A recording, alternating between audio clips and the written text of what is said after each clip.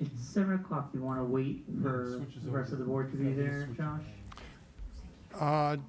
Let's give Dan a minute, yeah. Okay. Oh, never mind, he's here. Okay. So everybody stand by. In 5, 4, 3, 2, 1. All right, welcome everyone to the September 6, 2022 meeting of the Long Meadow Select Board. Oops.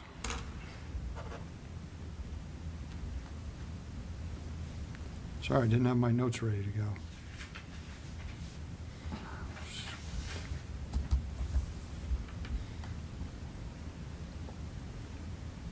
This is Select Board Chair Josh Levine. I will be confirming that all members and persons anticipated on the agenda are present and can hear me. Members, when I call your name, please respond in the affirmative. Mark Gold. Here. Dan Zwerko. Here. Thomas Acusa. Yes. Staff, when I call your name, please respond in the affirmative. Lynn Simmons. Here. Mike Barbieri. Here. This open meeting of Long Meadow Select Board is being conducted in person with a remote option available to the public consistent with Chapter 20 of the Acts of 2021. This meeting is convened in person via Zoom webinar as posted on the agenda and town's website, identifying how the public may join. There's no chat or Q&A function. All of the materials for this meeting are available on the agenda posted on longmeadow.org. The public is encouraged to follow along the posted agenda unless I note otherwise. Each vote taken in this meeting will be conducted by roll call vote. This meeting will feature a resident comment. For residents attending the meeting in person, please fill out the public comment form given upon arrival to the meeting. I will call on residents in the order in which the forms are received.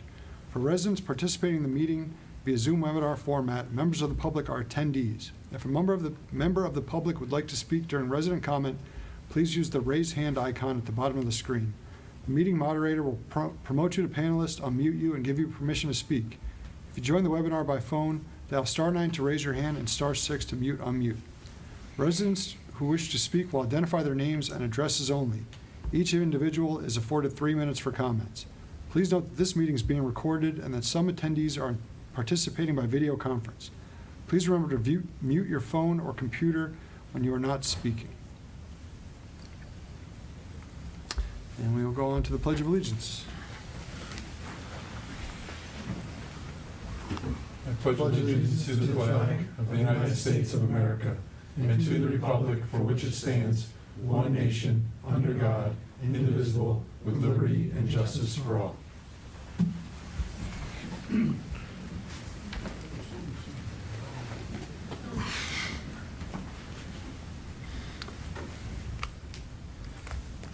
Announcements for tonight. Citizen petition articles. The fall special town meeting is scheduled for Tuesday, October 25th, 2022 at 7 p.m.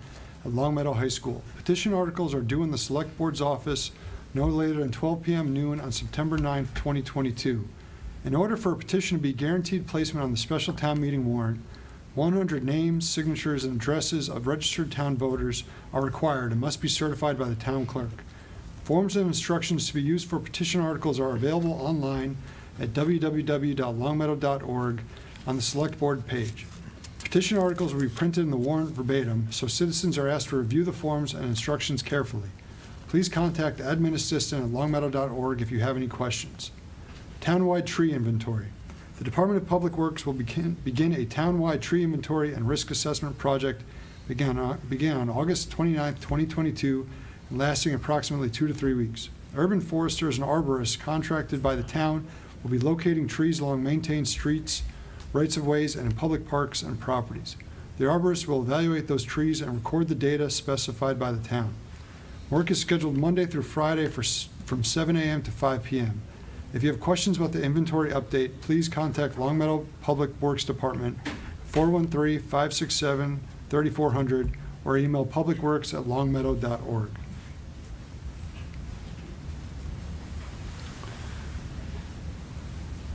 All right, and we have a certificate of commendation. Is Jean-Paul Lapierre here? All right, we will attempt it at the next meeting. We will start today with school building committee interviews. We have an interview schedule, and taking a page from what the school committee is doing, if the rest of the board agrees with this, anticipating, rather than us asking questions, having the candidates introduce themselves. We have some information about them. But if they could explain to the board why they think they're qualified and would be helpful to the committee. And we will have a few minutes to do that. And afterwards, the board members will tally their 2 picks for the board, and then Mike will compile them, and we'll vote on that at the next meeting. Does that sound good to everyone? So, I guess I'm not understanding why we're gonna do anything other than interview this tonight. That is all we're doing. Oh, because you said, Oh, the pick, we'll submit our picks after. Oh, So, okay. and Mike will compile them, Right. just so we have a board, it'll be public how we voted.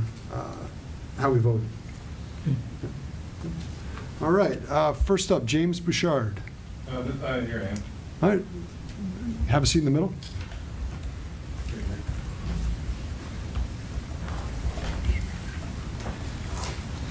Introduce yourself and say your name and address, and then, Hi, my name is James Bouchard. I've lived here about 1 year and 4 months. I live on 178 Redford Drive. all right, what makes you interested and what qualified for the position? I just want to, I'm new to the town, and I want to kind of get like my feet wet. I want to know about, I still don't, even though I've been here like 1 year and 4 months, I still don't know a whole lot about the town, and I would like to know about the town and what happens, and this is like maybe a first step. And what do you do for Agawam?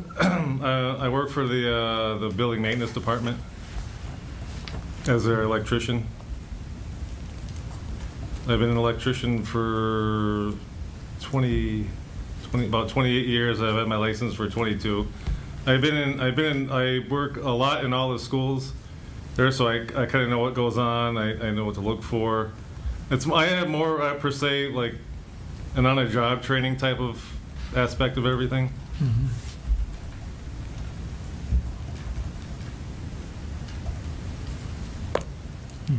And I'm semi involved in some of the projects that they have with my department head. Like they just finished their library, and they've had contractors there, but I've actually got involved in some of the work.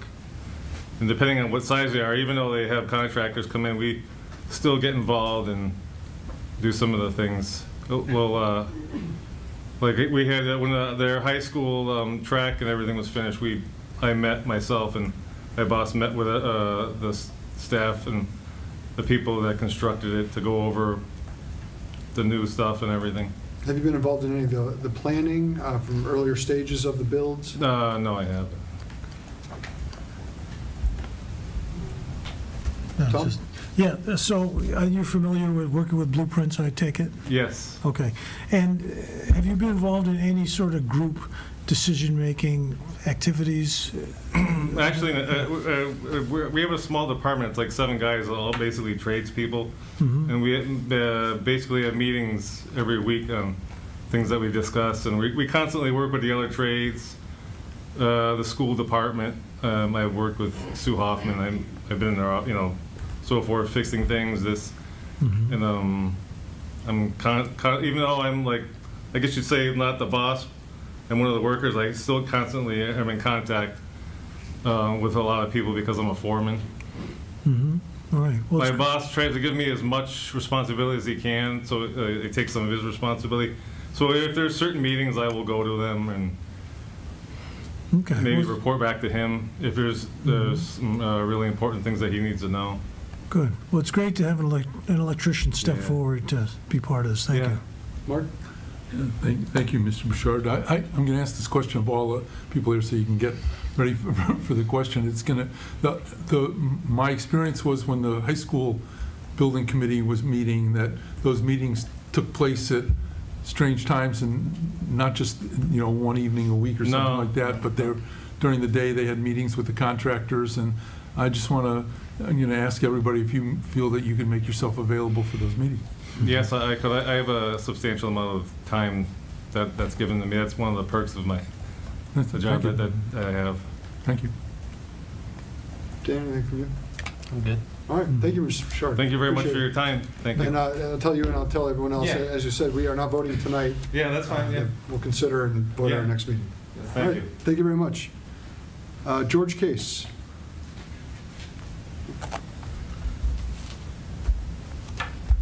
Tom Yueng.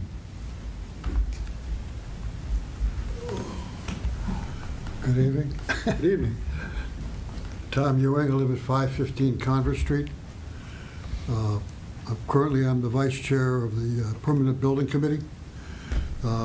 We just completed, as you know, the DPW and the new senior center. And my family's been in Long Meadow since 1953.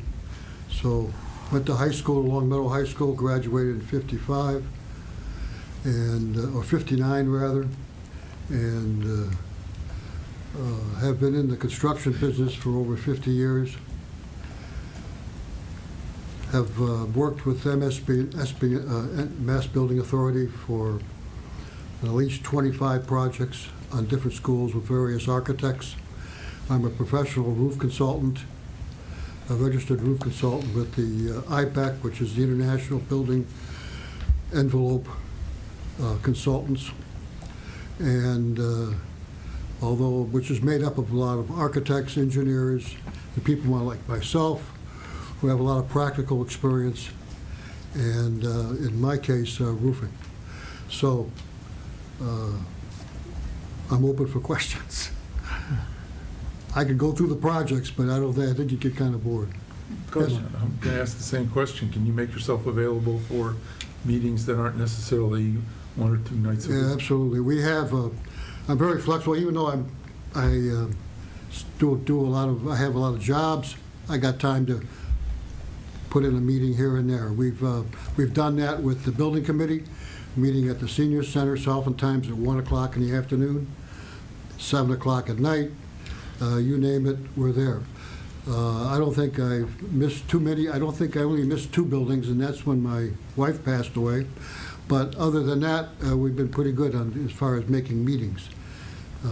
So I'm very interested in specifications, drawings, coordination of the drawings with architects and all their sub-consultants, because oftentimes that's where the big problems lie, in interpreting specifications.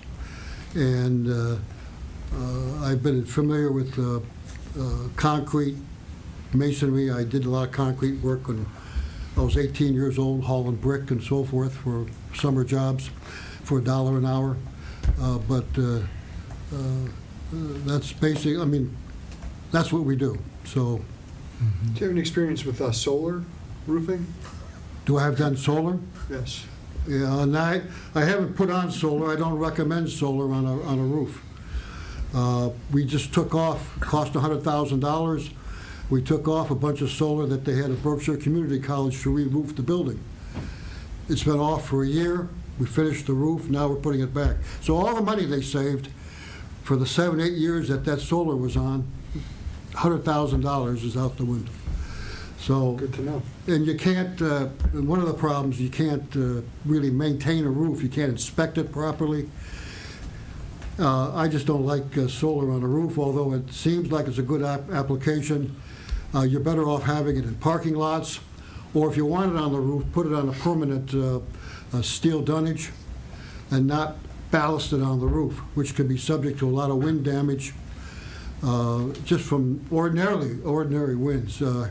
Just Google Hurricane Sandy solar damage, and you'll find solar units disarray on roofs, causing holes in the roofs.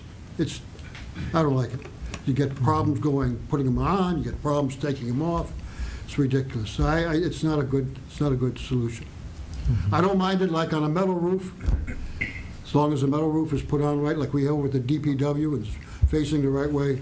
But on membrane roofs, they're more tender than other kinds of roofs, so I just don't recommend it. So noted.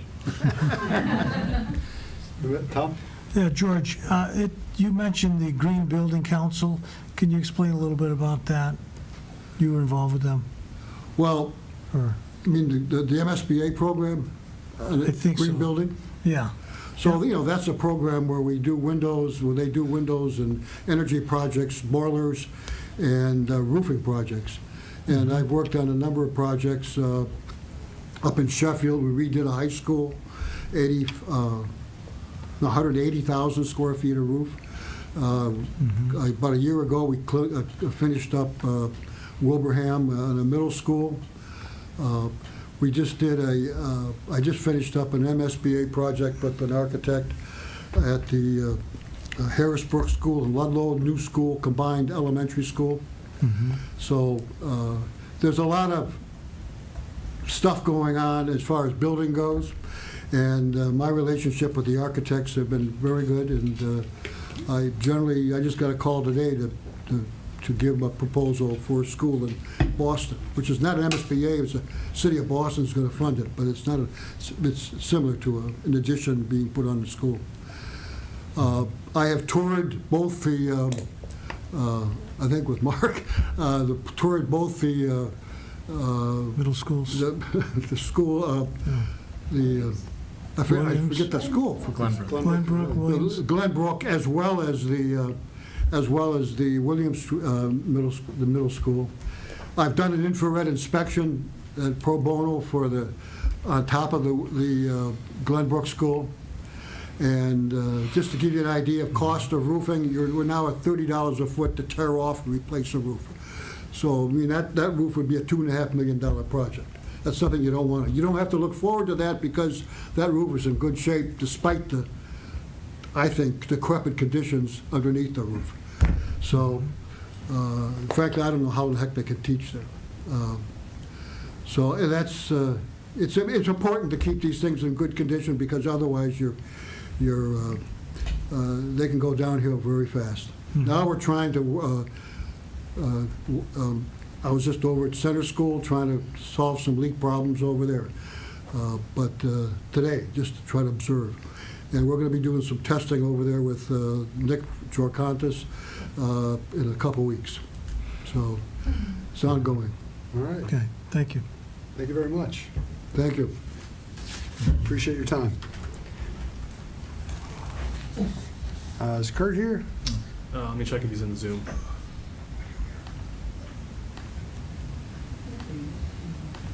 I do not see him. Douglas Lake.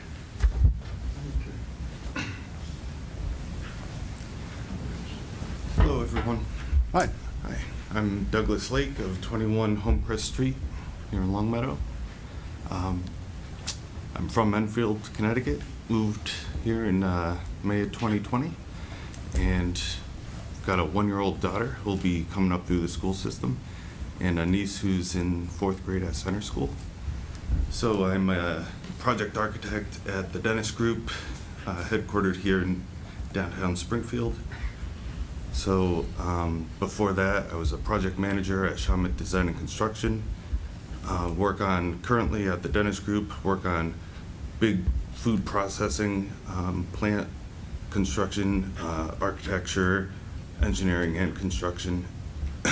And at Sept, I worked at a number of projects at Mount Holyoke College and Smith College, doing their new dining hall at the Mount Holyoke College Community Center, and then Smith College's new Nielsen Library and Alumni Gymnasium and their Alumni House. I've also worked on Enfield High School, was a general trades foreman, familiar with installing lockers, shades, restroom accessories, and so familiar with the entire construction process as well as the architecture and planning process. I'm completing my master's degree in architecture now, about 80% through it, so getting my license is kind of my long-term goal, and so I'm like halfway there. All right, so questions? Mr. Lake, thank you for applying. I have 2 questions. Sure. First one is the same as everybody else. Right. In terms of time commitment, do you have any concerns about that? No concerns. Dennis Group and the virtual working lifestyles becoming more prominent and affording more flexibility, so pretty confident in being able to attend various Great. meetings. It's great to hear. My second question is, our building committees often come into conflict, I should say, with architects. Sure. As an architect yourself, do you have any problem in criticizing the work of other architects or commenting No. on that? Because that may become necessary. I hope not, but you never know. Of course. I'm very familiar with that, especially in what drew me back to architecture. So I started my bachelor's degree at Roger Williams University studying architecture and transferred to construction management in 2008 when I didn't know if I was going to get a job out of school. So practiced construction management and worked with architects on refining their design to collaborate more with the subcontractors. And through that process, it drew me back to architecture because it was my original kind of passion and interest. So working through design build projects and gaining feedback and taking on feedback from various stakeholders from the towns, the schools, the maintenance departments. Everyone's got a say and an opinion, so it's important to consider all those aspects. Thank you. Tom? Well, again, architecture has been around a long time, because if you don't plan right from the beginning, Right. it's a lot of problems later. So we really appreciate you stepping forward to be on this committee. So Sure. thank you. Thank you. All right, thank you, Mr. Lake. All right, thank you. Appreciate it. I don't want to say this name wrong, Christopher Lagrade. How you doing? Chris Legendre, 105 Fenwood Road. You're close. No one gets it right, so I wouldn't worry about it.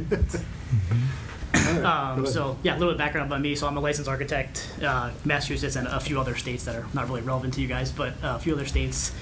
I'm a member of the planning board in town. Currently I work for a real estate development firm, basically doing owner's project management, so overseeing design and construction, so signing contract with the architects, overseeing their process throughout the entire job, and then overseeing the construction in the field as well. Prior to that role, I was a project architect in Hartford, and I was a project architect for a half dozen schools from elementary up through higher education. So very familiar with the school process. Also currently working on several Chapter 149 projects in Massachusetts, so familiar with the public bid process that a school will have to go through. Just finished one in Northampton and have one currently going out to bid in Boston. My wife is a teacher in Chicopee. I also taught community college in Connecticut for 10 years, so I'm familiar with both the school side and the architecture kind of construction side of things. I have a daughter in 5th grade in Wolf Swamp currently. I think that's about it. I'm going to ask about time commitment relative to meetings. Yeah, so I think my boss is pretty lenient. They I think that giving back to the community is important, so they are open to flexibility and work hours, things like that. No issue there. All right, and the second question I'm going to ask you, because you're an architect, Yep. is the issue of dealing with another architect's work and having to potentially comment on or hopefully not, but criticize their work, any issues? Yeah, so one of my main roles is reviewing all the drawings from the owner's side, commenting on architect's drawings, going over them, telling them what I think should be changed from the owner's side. So that is my daily life. So no issue doing that. Great, thank you. Same thing with the contractor. I've done, that's my job after it transitions to construction, is overseeing them and working through the conflicts that arise in the field and on the paper. And beyond just work, planning board responsibilities in town, you don't see any conflict there, I do not. time-wise? Okay. No, I mean the planning board meetings are once a month. They're pretty light lift in general. Good, thank Tom, you. Dan? No. All right. Thank you very much. Thank you. Is Kyle Lewis here?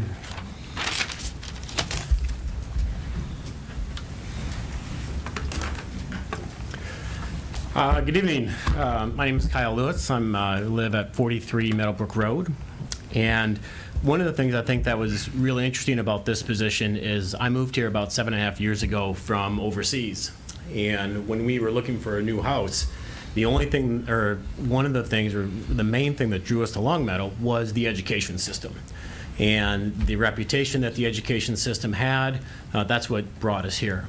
And so I'll be on the committee that further supports that and brings that into the future for the next generation was very appealing to me. I also work at the Dennis Group. We're an engineering firm there in Longmeadow. And my job as a project manager is I take jobs from ideas, from concept phase. I work with our clients. I work with major food companies, whether it's a Kraft or a Kellogg's or a Frito-Lay, some major food company. We take those ideas through different stage gates, all the way up through construction and startup.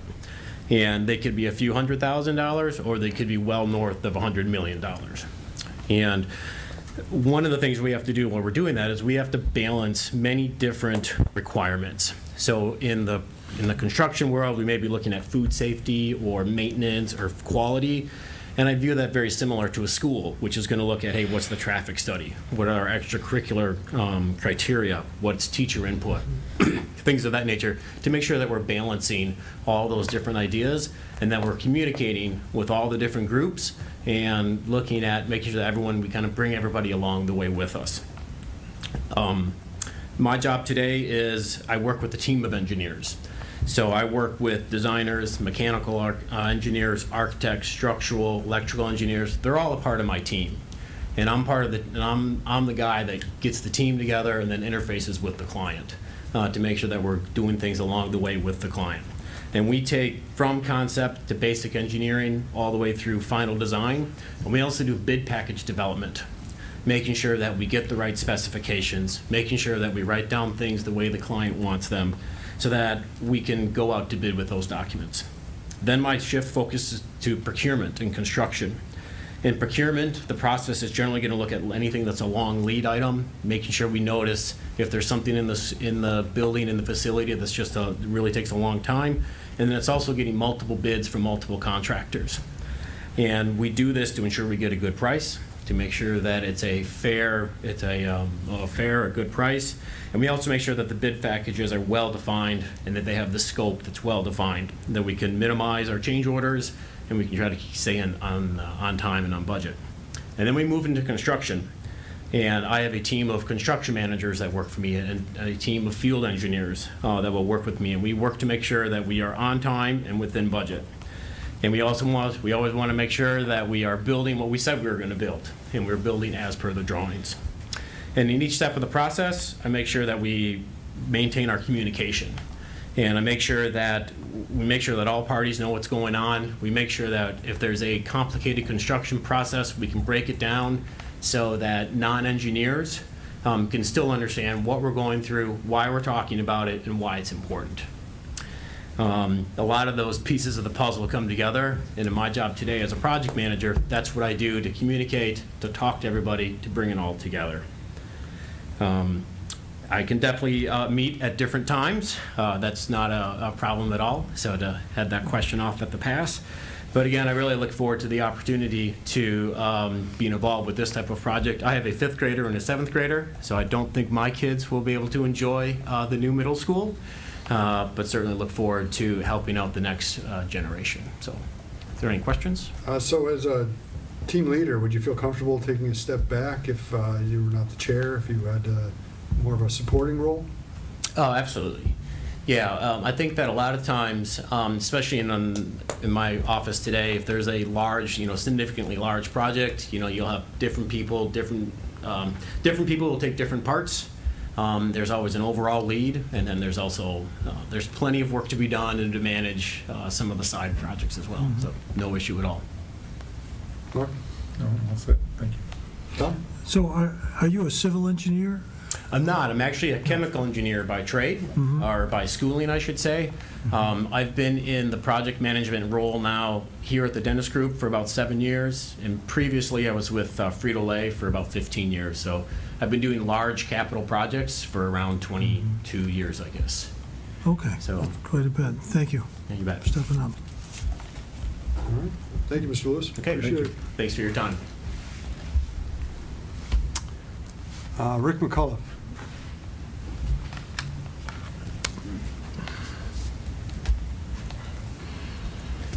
How you doing? Great, thank you.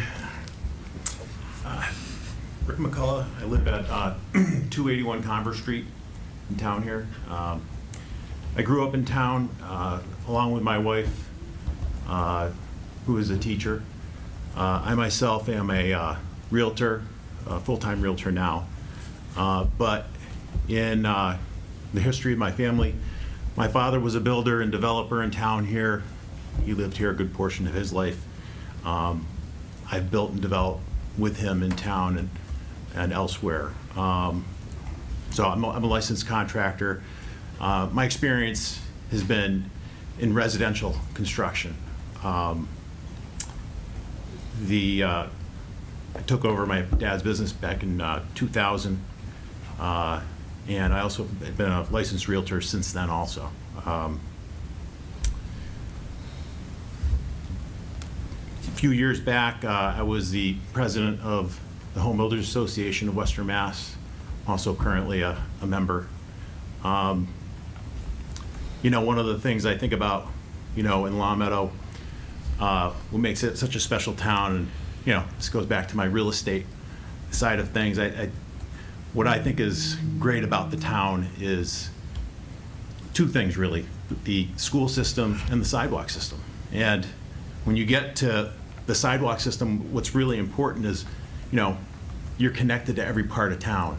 And one of my overriding interests really in this is that we make the right decisions, you know. And I think that in the past, I think good decisions have been made. Bliss Park was almost turned into an adult center, which I'm glad it wasn't, you know. And those are the types of things that I worry about. You know, the, you know, sort of overarching idea of what's best for the town. So I try to, what I think of as, you know, try to make practical decisions, and, you know, with my background in construction and in sales and within town and just living here pretty much most of my life, I'd like to have that opportunity. I'm just going to make sure you've got the time and as well as the energy to put into this. And sometimes people walk through have to walk through the construction site with a OPM at 11 o'clock in the morning. Is that going to be any problem for you folks? No, well, so, you know, and right now I'm a full-time realtor, so I've gotten out of construction, luxury construction, or residential construction is what we have done, and I'm still licensed, actually still insured, so I always keep it open-ended. But as a realtor, my time is relatively flexible, though busy, but flexible. I can make time. If I could ask one more question. During your time in construction, what kind of experience did you have working with different building trades? Because that's one of the things we end up, Mary Beth Bergeron's behind you, we end up unfortunately dealing with contractors, but subcontractors and subcontractors kinds of things. And do you have any experience in having dealt with some of those building trades? Well, and you know, in my time as a builder and a developer, I wore all hats. So I rarely picked up the hammer. I cleaned up a lot of job sites, but you know, dealing with the trades, subcontractors, vendors, you know, everyone's a little different. Everyone, you know, and especially probably in residential construction might be a little different than commercial, but you know, handling people in different ways, understanding what, you know, what they're dealing with, what their time schedules are, and trying to work with them and understanding that. You know, one thing as on the back end when you're experiencing like a remodel or a construction, is sometimes it's hard to relate to, well, why is nobody here doing this at this time, or why is there a delay, why is this happening? So I've always tried to be very, you know, aware of those concerns through my background. Thank you. Dan Tom? Thank you. Yeah, thank you. Appreciate it. Sure. David McGrane.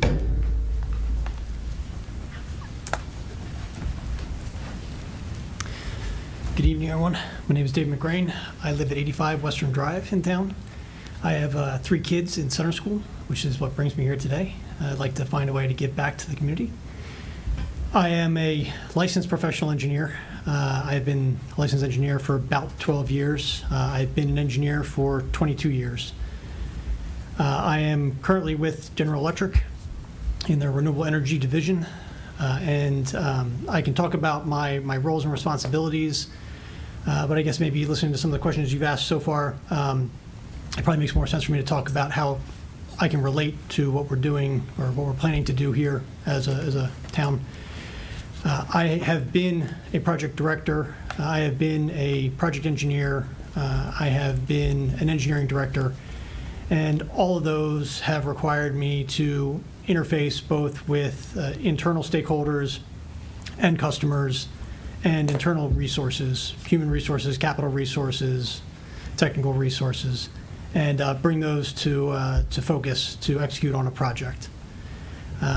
I think my titles probably speak for my technical background, but what I found is that in spite of being a technical leader and a technical resource, I spend as much of my time, if not more of my time, in dealing with commercial type topics. We all have good plans. We all have schedules that we start with from the beginning. We all have budgets that we start with from the beginning, but real life comes into play at some time along the way. And one of the most important things to bring to the table is how do we manage through those tough situations. And I have more of those experiences than I'd like to talk about. But it is good experiences. Some of the tough experiences are the best experiences, and finding ways to complete a project with minimal impact to budget, with minimal impact to schedule, is probably the best thing that I could bring to the table. I have those in spades. What kind of projects have you worked on before? Yes, so I am in utility power. I've been in the power sector for 22 years. I'm currently executing a power project. It's a 121 megawatts power plant, solar thermal. It's not the solar panels that you see on your rooftops or in parking lots. It's steam generation from the sun.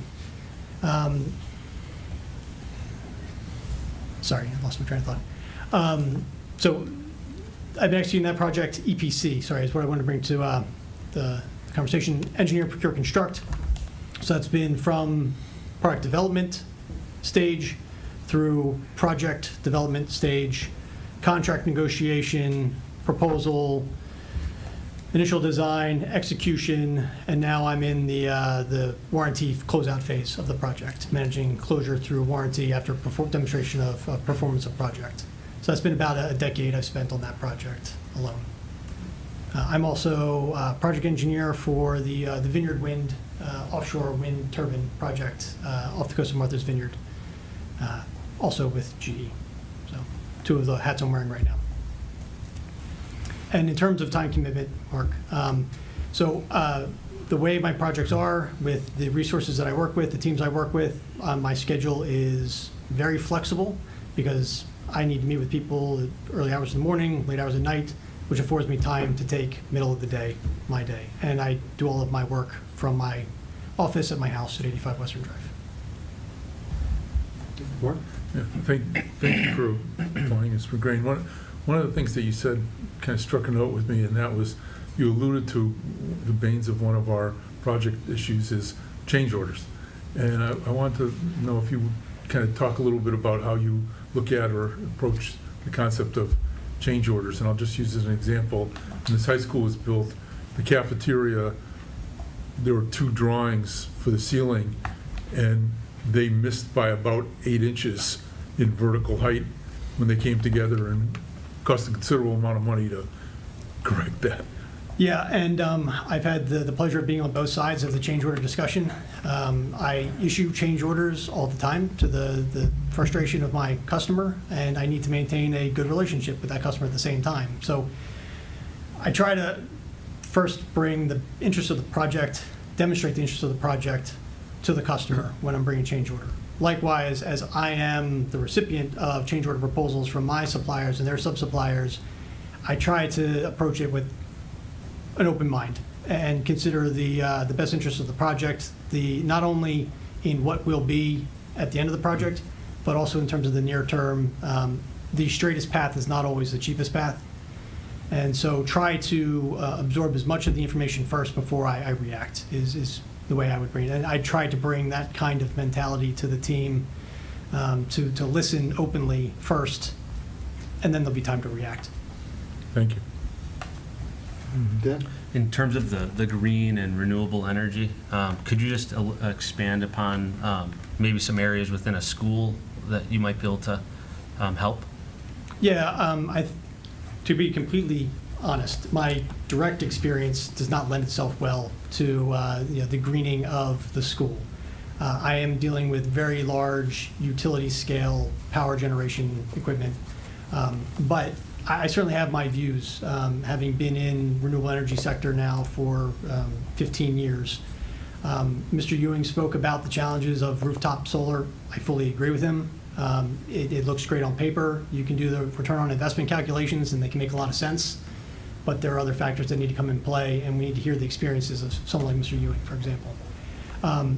Otherwise, I don't have direct experience with green materials, but high or energy efficient glass, as an example, the layout of the building itself and positioning of windows, the quantity of windows and south-facing walls to naturally heat, but also mitigate the heating of the building. So there's things that can be done to mitigate the amount of solar energy that's accumulated through the windows with proper shading. But that also allows for a lot of light in the lower solar inclination months. So it's these kinds of topics that I'm not an expert on, but I've been adjacent to for a long time, where I could interface with experts in the field and develop reasonable proposals, but also kind of call out the nonsense that would certainly come along with a sales pitch. All right. Thank you very much. All right. Thank Thank you. you. Yeah. Finally, Kristen Russell. Last but not least. Right. My name is Kristen Russell. I live at 169 Crescent Road. I've been in town for about a year now. Like most people, we came for the school system. I have a son who's at Glenbrook, and then I have two girls who are both at Center School. I think my daughter made records last year, the first week of kindergarten. She got suspended for 2 days, so that was a nice welcome. So I served in the Marine Corps for 8 years. I'm currently working in Chicopee for the Air Force. I'm a licensed architect. I fall under their base civil engineering office. Most of my roles there are more of project management, contract administration kind of things. So like if someone does try to pull a change order or something like that, I have to go back through the scope of work and the contract and see who is actually liable for that kind of mistake, and I really hope the town didn't pay in that situation. So that's kind of more along the lines of what I'm doing now. I don't have a lot of experience working specifically on schools, but I do have, I've done extensive studies on creating the best learning environments and defensive approaches, obviously, to kind of keep our students and our teachers safe, especially with today's climate and concerns. And with my kids being in the schools, I have that vested interest as well. I have no issues with making meetings during the day, pretty flexible. My supervisor actually is the one who encouraged me to seek out this opportunity. And I think that's it. No, I'm all set. Thank you very much. Good. Yeah, thank you. Thanks. That's it. Thank you, everyone, for coming. From hearing all this, I wish we had more than 2 spots. I really appreciate everyone applying. This is an important thing, and it's wonderful that we had so many qualified and impressive candidates. All right. Mark? Yeah, no, I second your comments. I think the people who came before us are amazingly qualified, and I think it's great. I guess, Josh, I just want to clarify with you for the select board what our process is going to be. I think there's potential value in being able to discuss people who may have, each of the 4 of us may perceive their skills and strengths in different ways, and more importantly, perceive what we need on this committee in different ways. And I think to just send a name or two or three into Mike and let him analytically do it may be a good first step, but not necessarily, it should not necessarily be the last step of, Sure. of doing this. I just suggest that. I don't know, Tom, you've been through this a few times before with me. I don't know what you think about the process either. What, this In is, terms of just submitting names and letting it analytically come up with, such and such a person, as opposed to being able to potentially make sure that we're getting the people we need. With the four of us, there's Yeah. a good chance that we're going to have spread across, so there'll be ties. So we'll have to discuss regardless, I would imagine. But Mhm. I think that's perfectly a good idea to do that. So what's the process moving forward, Josh, then? Well, I still think we should put our top 2 picks into Mike, and he'll compile a list, and then we can discuss. You could have 8 that- different names. Well, that's fine. We don't have to Yeah, vote right, on okay, that. Okay, right. That list, but it could be helpful to guide if there's somebody in particular stands out via that. And then it'll be the basis for a discussion. We're certainly Okay. not bound by it, I think. No, I would just say that we saw a lot of qualified people tonight, and I really appreciate everyone stepping up. And then on top of that, we have a lot of other open committees as well. So I urge people to, consider an appointment for one of those committees as well. Mhm. Yeah, Mary Beth, I think, wants us to comment about the building committee needing people as well for in general. Yeah, have some people that would fit right in there. Yeah. All right. Well, thank you again. Thank you all for Yeah. flying. And feel free to stick around if you want to see more. People want to be bored. All right, we're moving on to, board and committee interviews. First up for the Board of Assessors, a 3-year term expiring June 30th, 2024, Katy McGhee.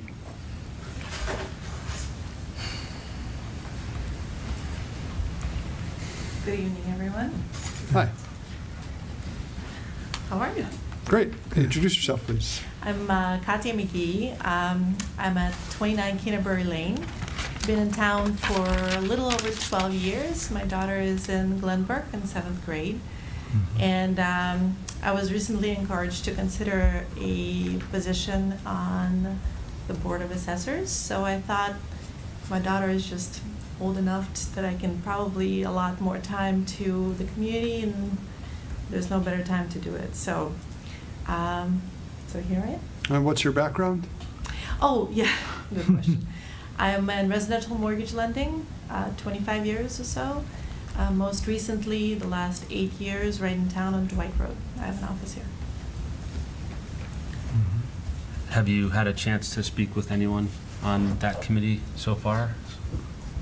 Yeah, I've had a couple of conversations about what's involved and the time commitment. It should be fine.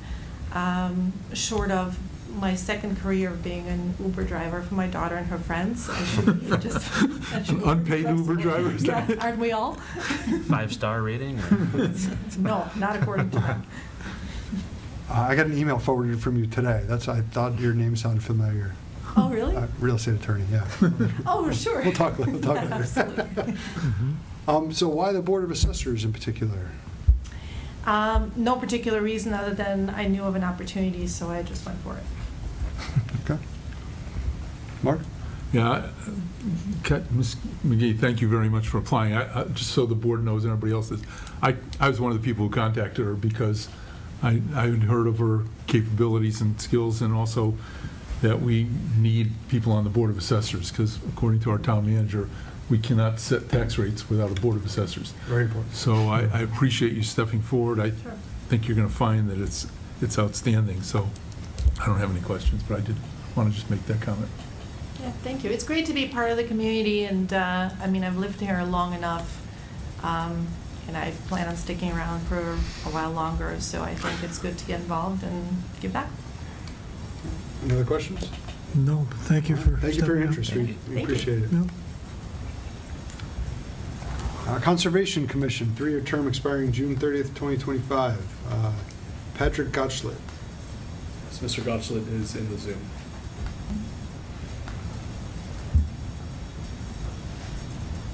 It was very weird seeing that view of me.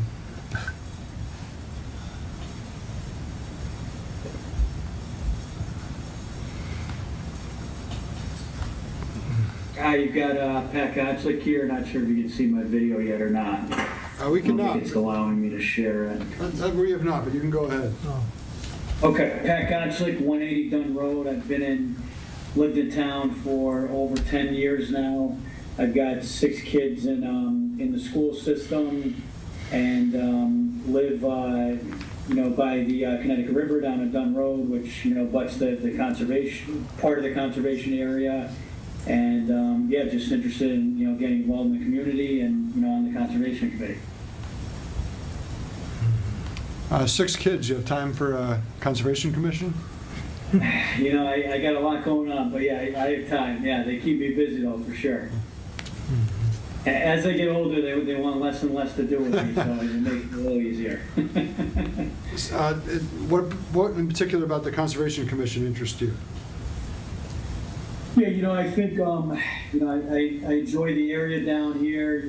I hike and bike and take my kids, on walks and hikes and everything. And, I know there's been some challenges. I've sat in on some of the meetings, and, just with illegal dumping going on or any of the challenges that they've faced, I'd love to have a, voice, be a part of, a solution to, some of the problems that have happened.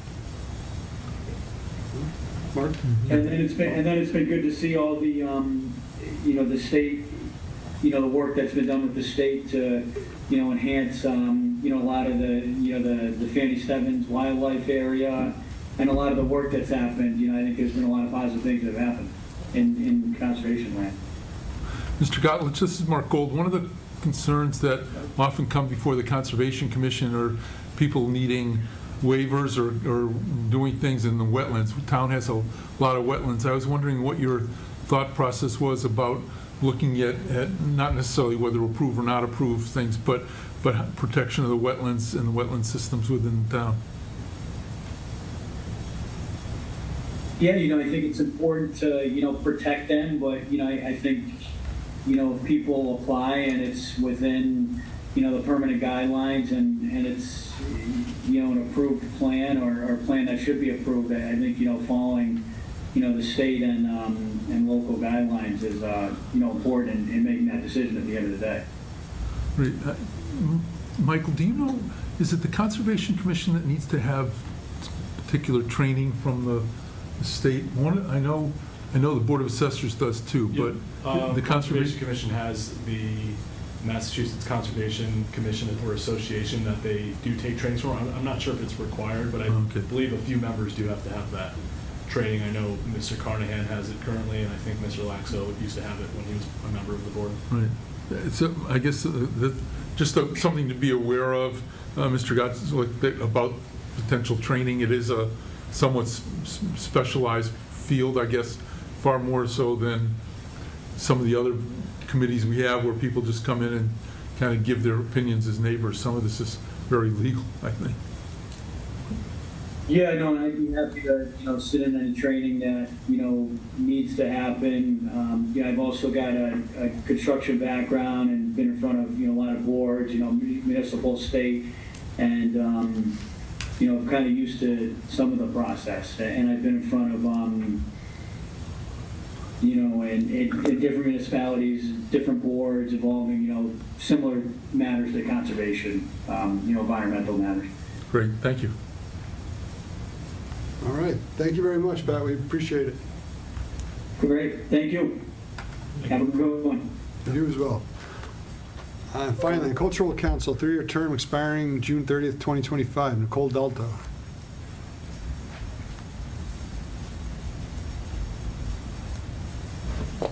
Hi. Hi, Nicole Dalto. I live at 137 Greenacre Ave.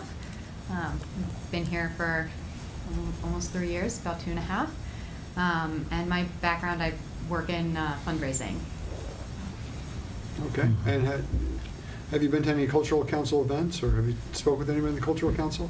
I haven't spoken with anybody on the Cultural Council. I actually kind of heard about it from the town moderator. Had the opportunity to speak with her and was discussing some of the things that I like about living here and would love to see more of. And she's like, you know what, the great thing is we have this Cultural Council.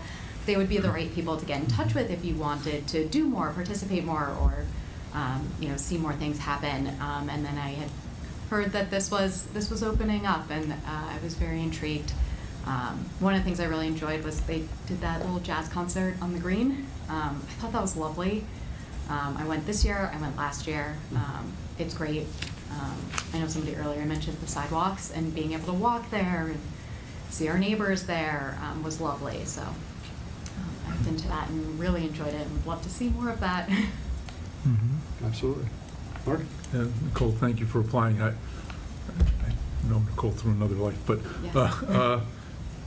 just as a comment, the Cultural Council primarily gets their funding from the state Cultural Council's funding, but we say this all the time and nobody ever takes us up on it, is, if there's some really great ideas, not that we have a whole lot of money rolling around the town, but to come to the town for around budget time and say the Cultural Council would like to do something, we've never had anybody take us up on that offer, so I continue to throw that out every time somebody gets a chance to be interviewed. Lynn's cringing right now that somebody else is going to ask for money.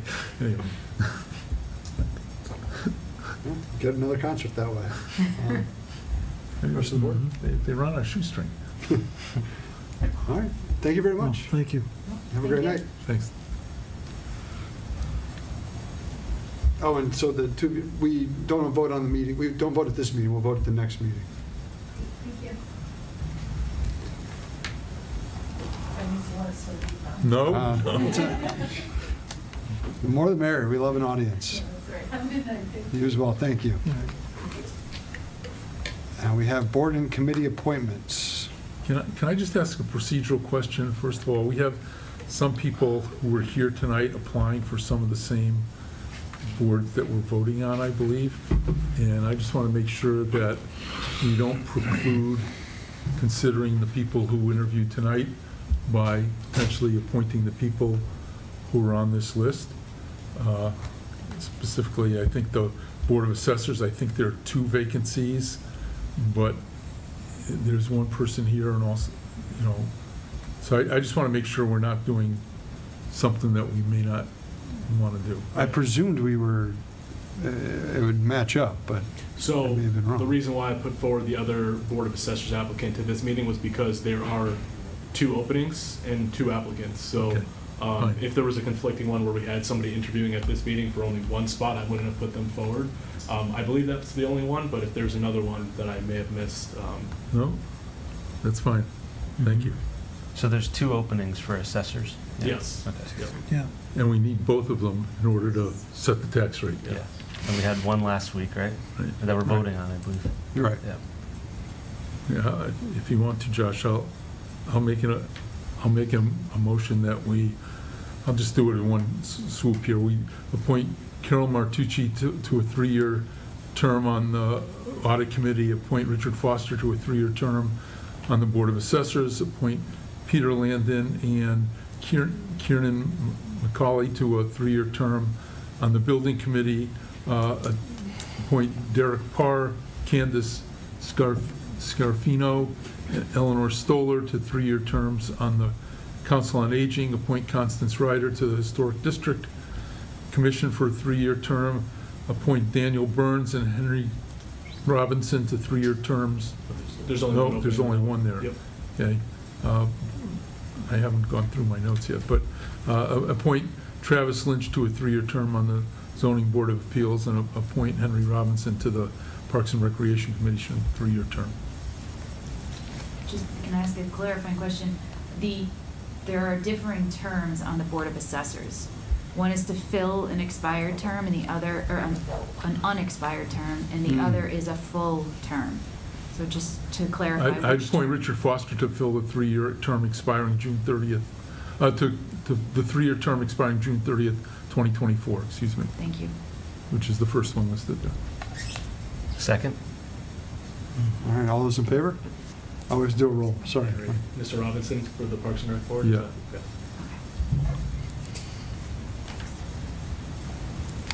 And Mike, we need a roll?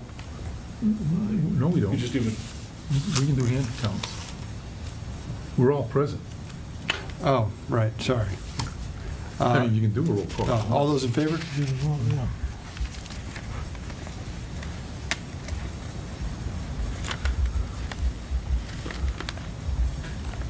Resident comments. Anybody online, Mike? Let's see.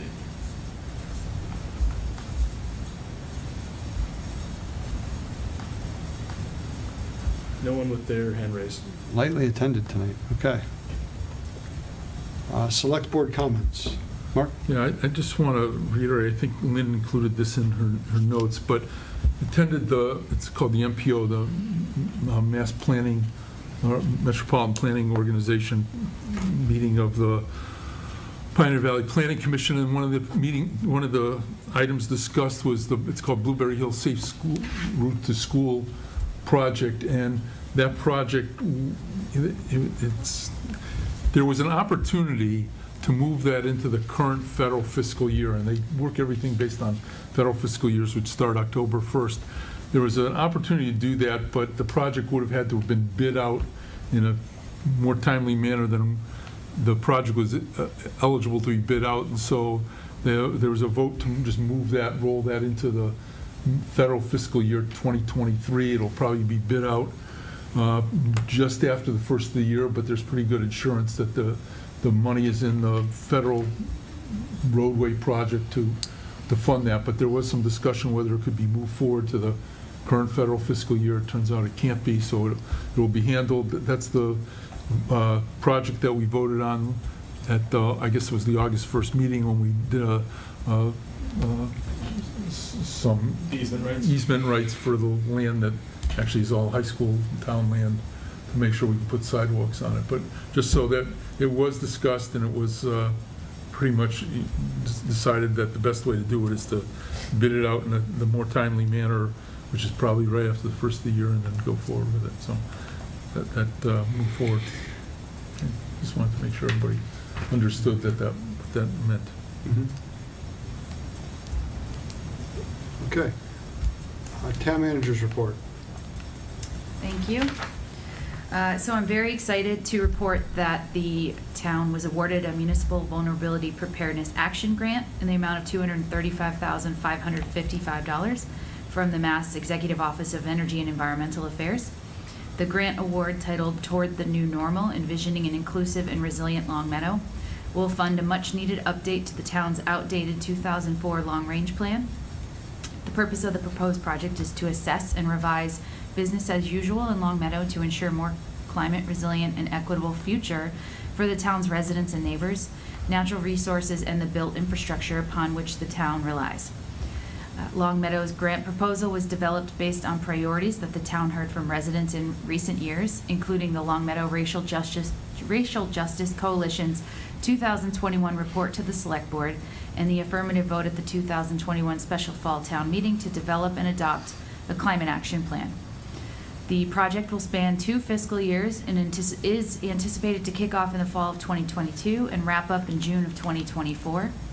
Under the umbrella of the long-range plan update process, the town will also identify opportunities to increase climate action and resilience in the municipal capital planning process, conduct a diversity, equity, and inclusion strategic planning process to identify opportunities to improve municipal hiring practices, workplace culture and policies, and interactions with a diverse public, and specifically address resilience and level of service for non-resident individuals from neighboring environmental justice communities who work and or regularly access services in Longmeadow.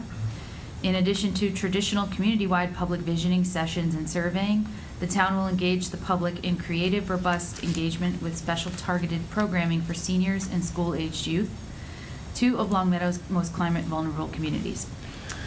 Youths under the age of 18 and seniors over the age of 64 will have reserved seats on the Long Range Plan Steering Committee. Targeted senior listening sessions and a special survey for senior respondents will make the town eligible for AARP age-friendly designation at the end of the planning process. The town will soon develop an interactive long-range plan webpage hosted that will provide project updates, key timelines, and ways to get involved. In the meantime, residents and other community members wishing to learn more about Longmeadow's long-range plan should contact the Assistant Town Manager, Corinne Meisy-Munz, at planningdepartment@longmeadow.org. I have a DPW Water Division staff accolade. On August 18th, there was an electrical surge at the water pumping station at Forest Glen. It caused one of the power legs to fault and required the manual operation of the check valves until a repair could be done. For 30 hours straight, DPW water system tech Chris Barton manually opened and closed the check valves and monitored the electrical systems at the pump station to maintain adequate water flow and water pressure into the system to provide residents with water and ensure appropriate water tank levels were maintained for firefighting. The electrical repairs were made and the system is now running normally. Chris has been employed by the town for 2 years and transitioned to the water division in the fall of 2021. We have a huge thank you to Chris. A huge thank you to Chris is owed for maintaining this critical public health and safety asset. And as Select Board Member Gold mentioned, the Safe Routes to School project. This is a project that encompasses Bliss Road from Blueberry Hill Road to the elementary school, and on Bliss from Blockland Road to just south of Bliss Court. This project began in 2018 with an application to the Massachusetts Department of Transportation and was awarded in March of 2019. A design was developed and the administrative work, including easements and takings, have been ongoing. The design includes sidewalk construction along the south side of Bliss Road, upgrades to American with Disabilities Act compliance, installation of a rapid flashing beacon and restriping of the crosswalks, bicycle accommodations en route to the school along Blueberry Hill Road. The project was and now still is programmed for federal fiscal year 23, which begins after September 30th, 2022. The design public hearing was held in December 2021 and the following dates were presented. It was already advertised, it will be advertised November 19th, 2022. Construction will commence in this spring coming up in 2023.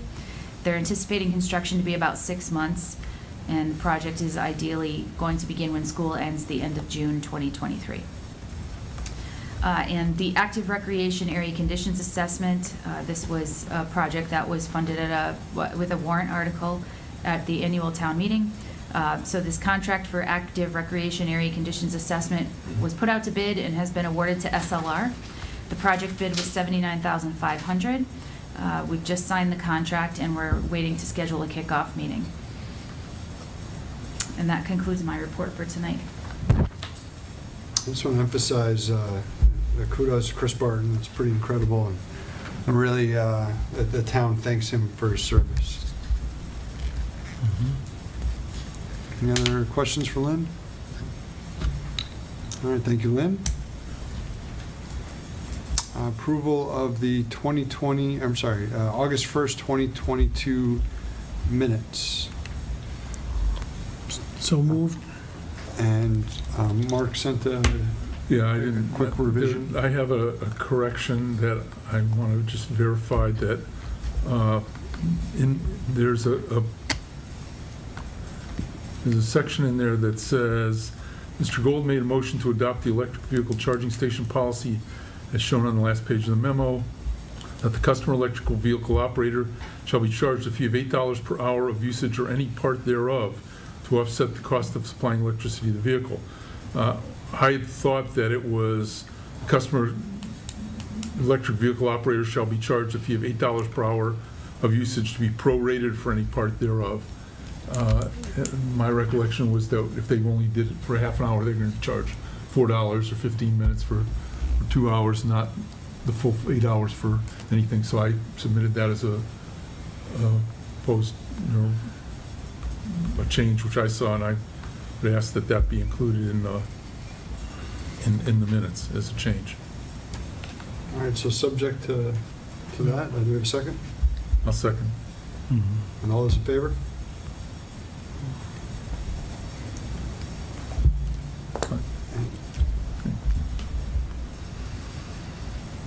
Sewer rate proposal.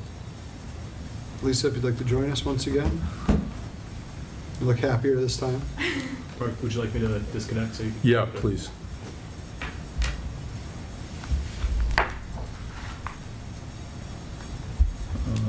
And for the public, there's a PowerPoint was attached to the agenda.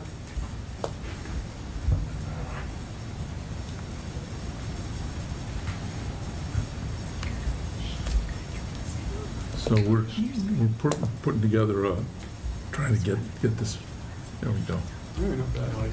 So following the last meeting, I contacted Lisa Oxen, who was misdescribed or represented in the reminder article as representative of Munis. Lisa works for the town in DPW. She happens to know an awful lot about Munis, but doesn't work for Munis, so I thought I'd just straighten that out, and went to work to try to come up with a recommendation for a proposal. What I'd like to do is go through this, if nobody minds, Josh, and then see where we go from here, and then take questions. And Lisa participated quite a bit in this. So just so as a background, this is part of a study, kind of an ongoing thing. Rich Foster and I started it a couple of years ago, but that's really a good forward, if you will, to this thing. The intent was to charge residential customers only for the volume of sewage that's mostly closely aligned with what they're actually putting down the sewer. Essentially not charge them for sewage that goes to the use for irrigation of water, but rather only things that go into Bondi's Island. So it's don't charge people for water they use for irrigation, charge residents for sewage that does go to the treatment facility, and what we found out since last time, adopt a system that can be best implemented, or that can be implemented by Munis, because the last ones we found out really couldn't be. And one of the things we wanted to do, and that's what the footnote down here at the bottom, was we wanted to recognize the seasonal issues that are due to both long-term vacancies in the summer and the winter. So it's both snowbirds and people who may go away for the summer. So we wanted to look at that. So the initial study was done using what I call fiscal 2020 data. That was the initial study, and certainly going back through this, I reused that data. But then after we got to something that looked really good, Lisa provided me with the actual last year's data, which was fiscal year that ended this past July 1st. So the data has been updated and verified, and the results are essentially the same. We also wanted to implement a billing methodology that's revenue neutral to the town, to the sewer enterprise system. We thought that was important, that whatever we do has to pay the bills. So I'm just going to talk a little bit about what happened in the past, because previously there was a question at the last meeting, how did we get to 220 and how did we get where we are? And I think people need to understand that for years and years, the bills in town were billed semi-annually, but more important than that, there were 6 sections in town, and this tried to show the 6 zones. We had people walking around town, and some people were, as they were read in July, they got billed for January through June, and people who were read at the beginning of July got one reading, and people who read at the end of July got a different reading, but we're all billed for the prior 6 months, and then another section got billed in August and September, and so nobody ever got billed for the same period of time, or I shouldn't say nobody, but there were 6 different time periods that were used, and so it's very difficult to come up with a uniform billing system, if you will, when everybody's being read for a different time. And so that annual 220 system was developed, I guess, based on that.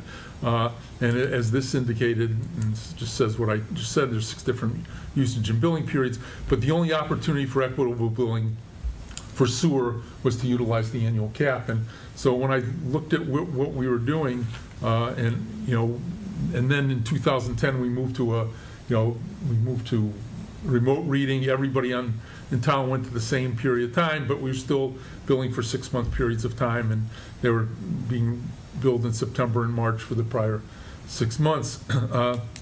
But again, when we looked at this, one of the things we started looking at initially was, is there a better way to look at this 220 cap? Is 220 the best cap? Is something less than 220 the right cap? Something greater than 220?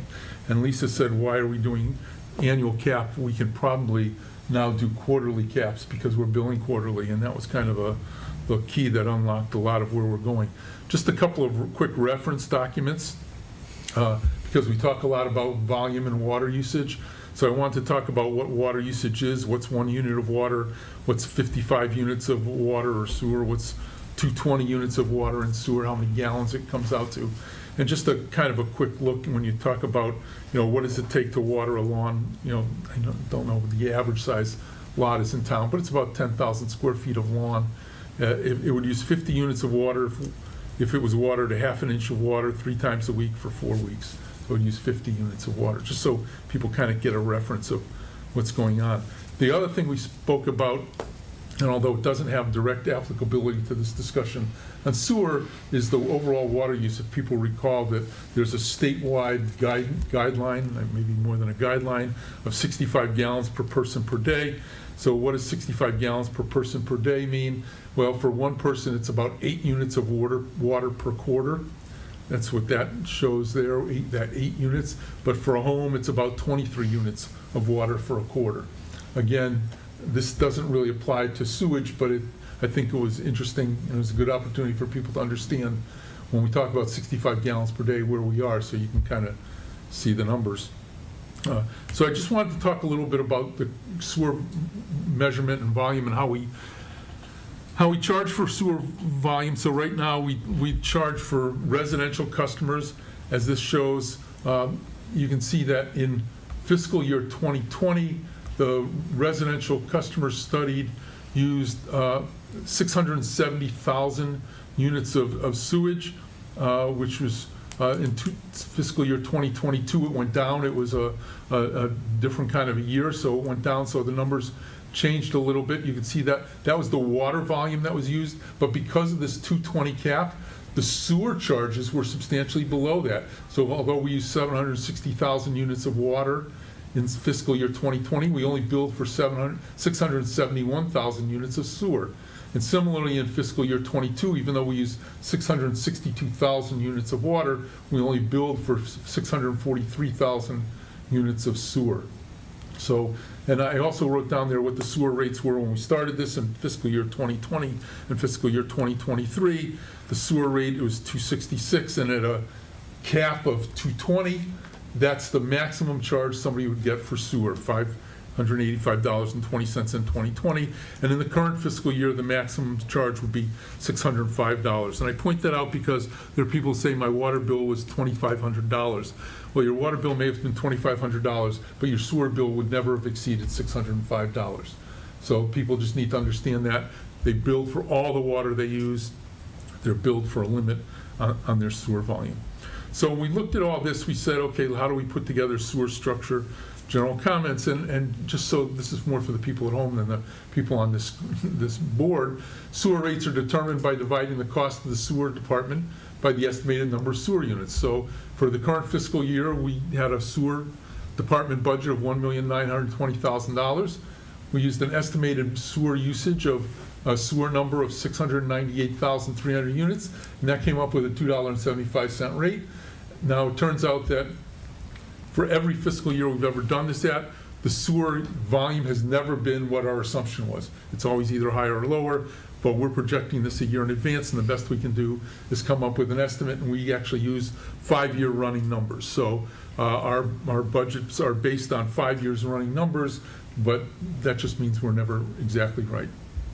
But it does mean that if we stop charging people for water that's not going down the sewer, that means if that 698,300 unit number goes down, the rate's going to go up because we're still got a $1.92 million budget that we have to cover. So we're going to raise $1.92 million. If there's fewer units, the rate's going to go up. It's that simple. But we think the fee for sewage would actually more accurately represent the actual cost of treating a unit of sewage. So I got a couple of notes from people, some seeing this and some not seeing it, saying, why don't you go out and measure what we actually send to Bondi's Island and make sure we charge for that amount. The problem is, we call it I&I, infiltration.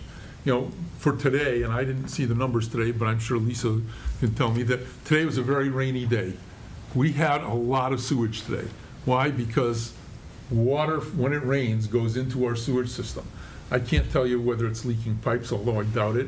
I do know there are many houses that were built in the early 1900s whose downspouts from their gutters always tied into the sanitary sewer system, and they still are. So we get roof runoff into sewer. So it's very difficult, if not impossible, to say, well, we'll just charge people for what really goes to Bondi's Island, because of the issue of infiltration into the sewer system.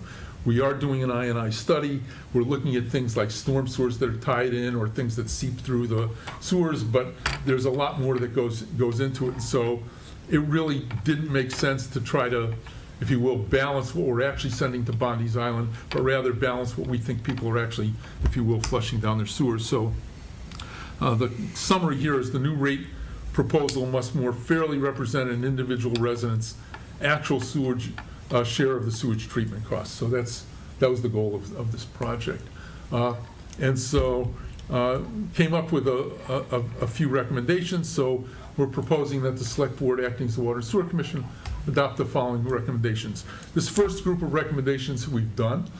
First, it's for quarterly billing. So we've done that. And this just lays out the first quarter bill issued in July is for the April, May, and June period of time. The second quarter billing issued in October is July, August, and September. And you can see that we go on. The one thing that we want to make sure we do is set the rates enough in advance so people understand the rates for the water they're using. But this portion of the recommendation has been completed. Second recommendation we have is to bill for water for the actual volume as measured in the quarter that its meter is read. So if you use 10 units of water, you're going to get billed for 10 units of water. If you use 70 units of water, you're going to be used for 70 units of water. And if you use 170 units of water, you're going to be billed for 170 units of water. Bill will always reflect the actual water you use. That's the first bullet. The water rate shall be established by us, the Select Board, in April. That's because the April, May, and June usage will get billed in July, which will be the new rate. So we believe we should be establishing a rate in early April, so people understand the rate for the water that they're using. Residential and commercial customers pay the same rate for water. Everybody in town pays the same amount of rate for water. And the water bill does and shall continue to include a fixed meter fee, and then we should review that fee at an annual basis. And that's all that says. It's based on meter size, and it reflects the capital investment. We do that currently, but we don't review the meter charge on an annual basis. So that's the recommendations for the water bills, and I hope there's not a whole lot there that's controversial.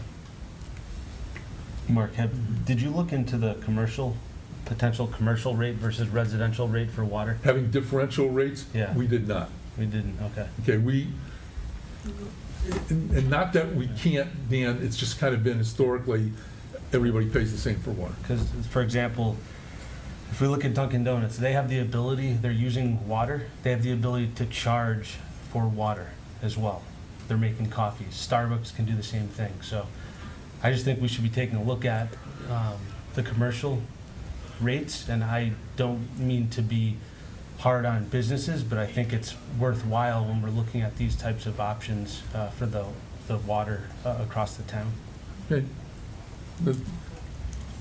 Well, point well taken. Were you going to add something, John? I was waving to someone. Oh, okay. I mean, and I think we can do that when we set water rates. This is for sewer, though, so I wasn't making recommendations on that, but we'd never done that. Okay. So, Lynn, sorry, I think Lynn. I do have one on bullet 2 there. So the only issue I could see coming up with setting the rate in April is that you would be setting a rate before the annual town meeting when many of the projects go forward that are paid for out of a sewer enterprise or a water enterprise. So that could have an impact on the rate, which is, I think, historically why you've set your rate in June. And I understand the problem with that, given that I was looking at it proactively, that you would set the rate in June to begin for the July 1st, July, August, September. They'd get that bill in October. It would be a July 1st date, not looking backwards and getting charged those prior 3. right. Yeah, I think, Lynn, from my perspective, it's an operational issue. The one thing you'll do is that you would have July revenue from the July bill at the old rate, but that's part of the new fiscal year. If we can somehow manage that, I don't see any problem doing it. But in fact, what we'll see as we go on, we kind of did that this year, and there's a discrepancy. So if what we're saying is that right now the water rate is what, 285, 290, something like that, but in June we would have been charging last year's rate for last year's water, and so we'd have had that revenue for the first quarter of the fiscal year be down by 1/4 of a year, down by, we went up to 2.4, 2.5%. But it can be done. Clearly it can be done. The only issue is adjusting the budget accordingly. And so I don't have any problem with it. I don't think anybody should. Tom? So Mark, if we split the cap into 4 quarters, based on, do you have any idea from the data if that would affect? Can I get to that? Yep. I'll answer every one of your questions. Oh, okay. This is still water. We haven't gone to sewer yet. Oh, we've talked about sewer. You mentioned moving the cap to quarters. Right. So I was listening. And we are going to do that. We are going to do that. We'll get to it later. Okay. So here's the sewage recommendations, okay? Sewer bill shall be established by the water part. Again, it says April, but Lynn, it's the same issue. We don't know the projects, we don't know things, but we can do that. We can adjust that. But Tom, here's the point you made, okay? First quarter billing, for residential, the sewer fee would be based on the volume of water used up to a maximum of 55 units in that quarter, okay? April, May, and June, as metered at the property, as the water's metered. Okay, so it's a 55 units. It turns out it's 1/4 of 220, but we didn't just pick it because it's 1/4 220, it just worked out well that way. But for commercial, the sewer fee is based on the entire volume of water, because commercial users don't generally do irrigation of their lawn kind of thing off of the same meter. So there's no cap, and there has never been a 220 cap on commercial, so we just continue that practice. Okay? So the sewer bill also includes this fixed fee, which we've always had. The fixed fee hasn't been adjusted in many, many years, and it ought to be looked at from time to time.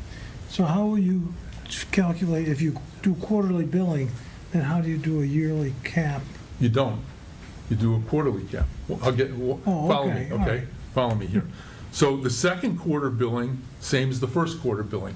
For residents, you pay for all your water, you pay for sewer up to 55 units. For commercial, you pay for all your water and you pay for all your sewer. All your water as sewage as well, because we've never had an annual cap for commercial. So we're not proposing a change for commercial at all. For residential, we're taking this 220 annual cap and we're splitting it up into, there's a cap of 55 units for April, May, June.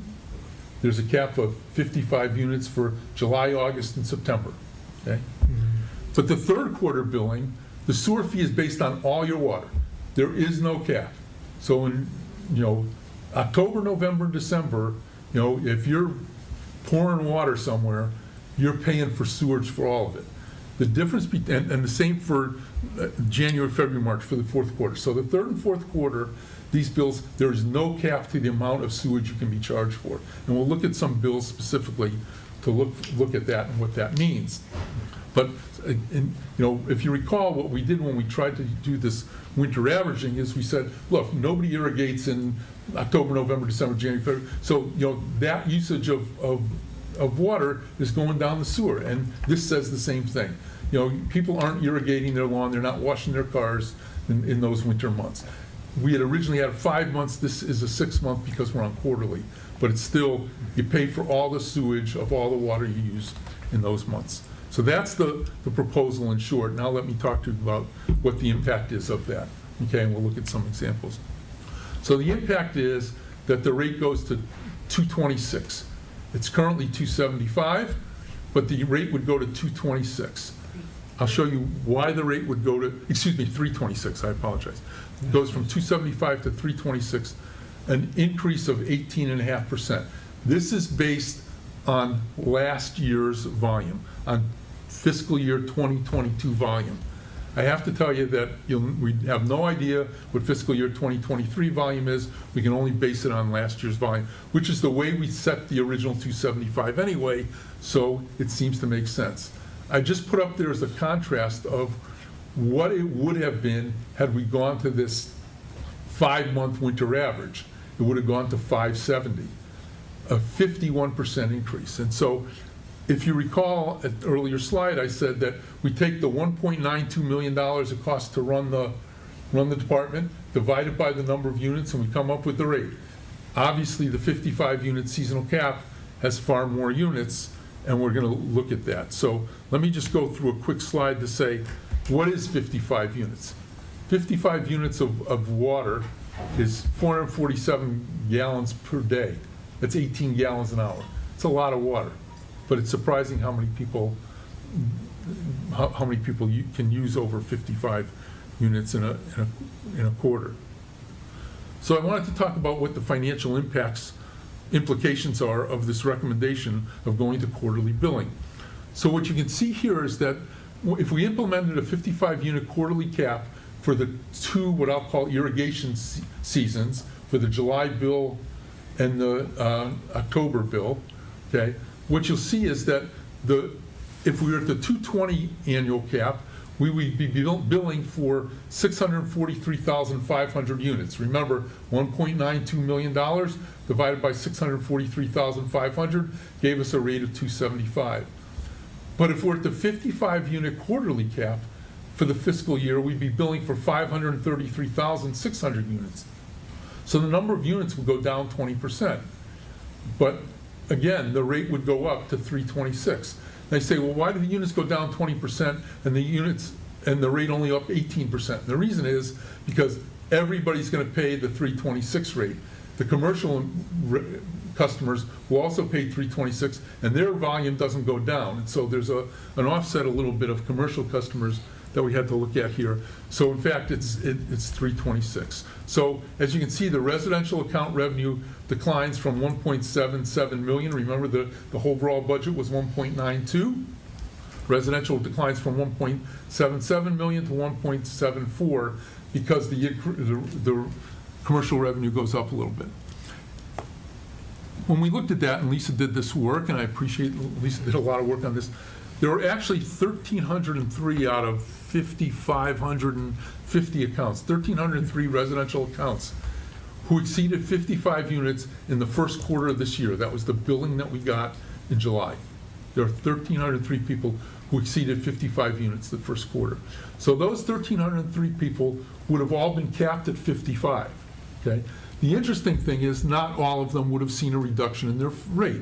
Only 1,070 would have. You say, well, what happened to the other 233? Well, the other 233, even though they got a reduction in their usage, their sewer volume, because the rate went up 18%, they actually didn't get a reduction in their cost. You know, that's the economics or the mathematics of, you know, some people got used a little bit less, but because the cost went up, they actually had to get charged a little bit more. But there's actually 1,000 people who see a reduction in their sewer fee. Okay, so that's one of the financial implications. The other is just to show that the 55-unit cap being preferable to that 5-month winter average for the smaller users. Clearly, the rate only goes up by 18.1% instead of 50%.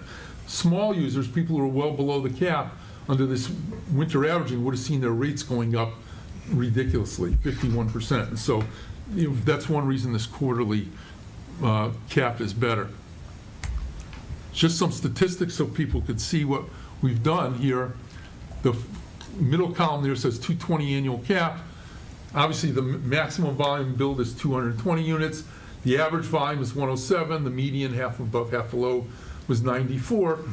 But what's interesting, if you go to the 55 seasonal cap, there really is no maximum volume you'll be billed for.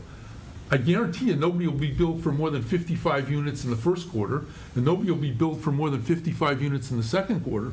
But the third and the fourth quarter, if people use a lot of water, they're going to get billed for a lot of sewage, as they probably should be, because it's going down the sewer.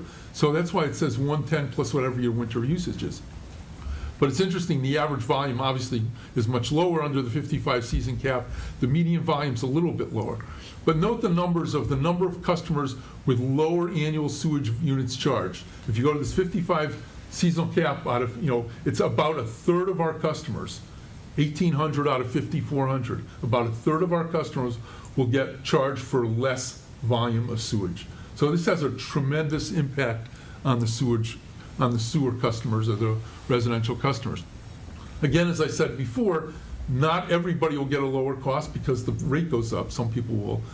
But there will also be a number of people, a lot of people, with higher annual costs. And why do people have higher annual costs? Because everybody, even the lowest user, people are using 5 or 10 or 20 units, the rate's going from 225 or 275 to 325. So everybody's going to get that 18% increase. But they're more fairly paying for what they really are using. So I just want to look at that. Another statement of the financial impact, so people would look at this. The median average annual cost increase is $35. The average cost increase, the median cost savings, the annual cost savings. I will say that in order to do this, Lisa and I went through all 5,400 customers. We've got it by address. If anybody's interested, send me an email. I can tell you what your billing would have been in 2022 with this proposed system relative to what it was, whether you were pay a little bit more, a little bit less, or whatever it is. But I took, for an example, I think we took 10 accounts to look at because I think they're pretty interesting to look at. And the first one I want to look at is it's because it says account line 5120. If you go down that, this is a pretty heavy user of water. And I have the account number rather than addresses because I didn't want to put anybody's name on here. But their first quarter usage was 264 units of water. Their second quarter usage, 184. But then their third quarter usage, 75 and 17. So under the current system, with the 220 cap, they were capped at 220, at 275 a unit. They were paying 605, the maximum. Under the new system, they're going to end up paying 202. The first quarter will be charged at 55. The second will be capped at 55. But the third quarter, they're going to pay for all 75 units, and the fourth quarter, 17. So they're going to be charged for a total of 202 units. The new rate's 326. They're going to pay higher amount of money by $53. Okay. But you can go to the next person and say, there's somebody who used a lot of water in the first quarter, not much in the second, third, and fourth quarters. In fact, looks like they were way much of the fourth quarter. So their current usage, they're below the 220 cap. They're at 193. They paid 530. Under the new system, because that first quarter gets capped at 55, their annual usage is only at 106 units. Even though the rate goes up to 326, they're going to save $185 for the year. Okay? And you can just go down the line. I'm not going to go through every one of these customers. We tried to pick as examples people who had high usage, low usage, people who were above the cap. You can see the first column, 5120, and the last column, 4666, are both well above the 55 cap in the first quarter. But because they're still big users in the third and fourth quarter, they're going to pay a little bit more money. What's interesting is the examples we had here, and I think it's of interest. The first column is account 801. The user used a lot of water in the first quarter and second quarter, third quarter and fourth quarter. A lot of water year-round. No idea why, but that user would have been capped at 220 for the current fiscal year at a rate of 275. In the new system, they're going to be charged for 317 units. Why? They'd be charged with 55 units in the first quarter, 55 in the second quarter, but they'd be billed for all 92 units in the third quarter and all 115 units in the fourth quarter because they really put that down the sewer. So they have a huge increase in their sewer bill, but it's what's going down the sewer. Okay? And I want to direct your attention to the far right. That's what I'll call the low-end user. 4979 is the account line number. Somebody uses 6 units, 4 units, 4 units, 4 units. They get 18 units at 275. They're paying $50. Okay. Under the new system, they're still going to be using 18 units, but the rate's going up to 326 because that more fairly represents the cost to process a unit of sewage. So their rate will go up $9.18. Okay. So we have these examples, and I hold them up there. I'm more than happy to answer questions about these, but we tried to pick examples here of people who had high usage in 1 quarter, high usage in 2 quarters, high usage year-round, low usage year-round, that kind of thing. So give the examples. So 801, Yeah. so 55 is picked, I presume to try to replicate what a good amount would be that the rest would be, or to find a good example of where the rest would be irrigation. Right. Right, so what is 115 shows that you can, In the middle of in winter. the middle of winter, you can have an incredibly high usage. I mean, it's But- all going down. It's going down the sewer, though. But we can presume that in the first and second quarter, it's also probably going down.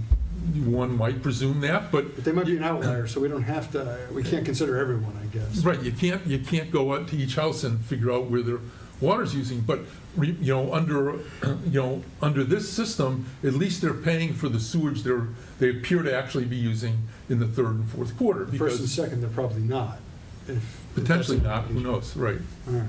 I mean, you're right, you can't customize this for every single person, so those are the financial impacts of going to a 55-unit cap in the 2 summer or 2 irrigation quarters. There's some operational implications of doing that, and I think the board ought to hear that, so I wanted to go through those. One is that operationally, Lisa, or somebody at the DPW, is gonna have to go into Munis twice a year, once somewhere around April or May, and say, put in the cap for the next 2 months, and then once in November, and say, take out the cap for the next 2 billing periods, not 2 months, but 2 billing periods. Lisa has indicated that that's possible to do. She's checked with the folks at Munis, so operationally, we have to just remember to go back and forth, because we are putting on a cap and taking off a cap. It cannot be programmed for the year. The second thing is, and I alluded to this earlier, is the current fiscal year, we already sent out 1 bill, okay? So there were 1,303 people, as I said, who were charged for more than 55 units. If we implement this, we ought to consider making it retroactive to the beginning of this fiscal year, which means there's 1,303 accounts that were charged for more than 55 units, and they ought to get a credit. They were charged at $275, and so they ought to get that credit for those units at $275. The adjustment, Lisa tells me, she calculated it's $128,460.75. So that's the amount of money that people paid under the old system, if you will, that they would not have paid under the current system if this had been in place for that July billing. However, there's other implications. One is that first quarter, we billed at $275. We should have been billing at $326. So we have a shortfall of revenue for that first quarter because we didn't bill at $326. We didn't bill 191,000 units at $3.26. But we had already set the rate. You're right, we set the rate. So we can't change it. Well, the question is, should you make an adjustment? Oh, I'm just telling you the issues, Tom. I don't have the solutions yet. Okay, so in fact, that if we now refund the people who overpaid in the first quarter, and then we implement this 55-unit cap for the second quarter, no cap for the third or fourth quarter, but 55-unit cap for the second quarter, and bill the second, third, and fourth quarters at $326, there's going to be a $104,000 shortfall toward that $1.92 million cost of running the sewer department. Following that? $100,000, yeah. Okay, so just so you know, that's an operational impact of making this change. So, we can't run it, we shouldn't run deficit in the sewer department. So there's a couple options of how to make up that $104,000. Wait. Go ahead. Well, why are we responsible for, we set a sewer rate. Yeah. We went through half the year. Yeah. And now, if we make this change now, then there was no $55-unit cap from the beginning of the year. It starts when we voted in. Correct. But, so why do we have to go backwards? I'll answer you with the kind of another. So I'm a customer who used 260 units last quarter. I was told I'm done for the year. I paid $220 and I'm done for the year. You're going to bill me again for water, for sewer, for the second, third, and fourth quarters because now you're changing the system? I paid my $220 for the year. What year, calendar or fiscal? For the fiscal year, I paid $220. The bill was July 1st. I paid $220. I paid for the full $220. And there are a number of customers who already paid a full 220. There are a lot of customers who paid over 55. I'm not arguing, Tom, I'm telling you the rejoinder, if you will, to your comments. You know, because when Lisa and I talked about this several times, we said, look, we've got to identify all the shortcomings, all the positives and negatives, you know, how we deal with it. And that's one of the things that we spoke about here is how we make up for it. Lynn, you seem to... I'm confused because we haven't billed yet for July 1st. So Yes, we did. We billed August 1st for the April through June that was in this fiscal year. So that's counting in this fiscal year's income, and that's where the cap is always started on July 1st. So anyone who got their August 1st bill and paid it already paid their 220 cap, which was their annual sewer amount. But that was for last fiscal year. We counted as this fiscal year. It reset July 1st, the caps. Because normally when they were on 2 bills a year, your first bill was in September and that went through July service, so it was your first 220. So it's not a 220 cap, we're not billing for the 220 cap of usage, which was last fiscal year, so the bill. It's a billing cap, Well, no, not a I think usage cap. that's what Lynn is saying, So because, it's a fiscal year billing cap, it's just the usage was last fiscal year, because we bill it in this fiscal year, it's your first bill. simple. It's a mess, Lynn. Yeah. I know, it's a mess. Yeah. And that's what, so everyone's first summer bill is always in August. It has their high watering, high sewer, so a lot of people hit that yearly cap in the first quarter. And that's where they get upset because they just paid their whole year of sewer in the first quarter.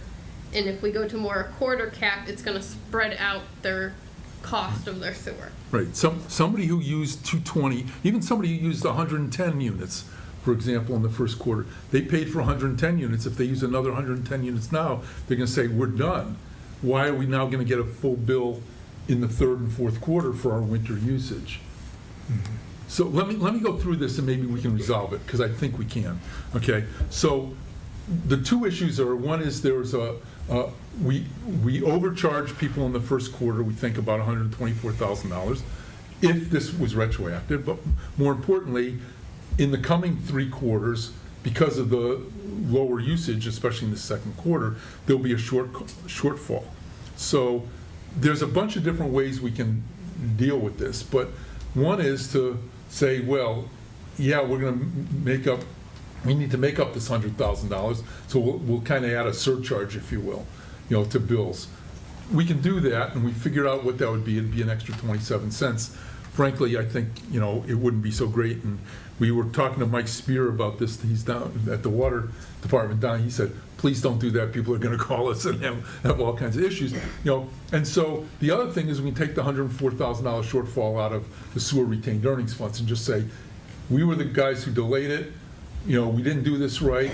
We're just going to kind of suck it up and, let the revenue fall a little. Plus, who knows what the revenue is going to be? Remember, this is all estimates.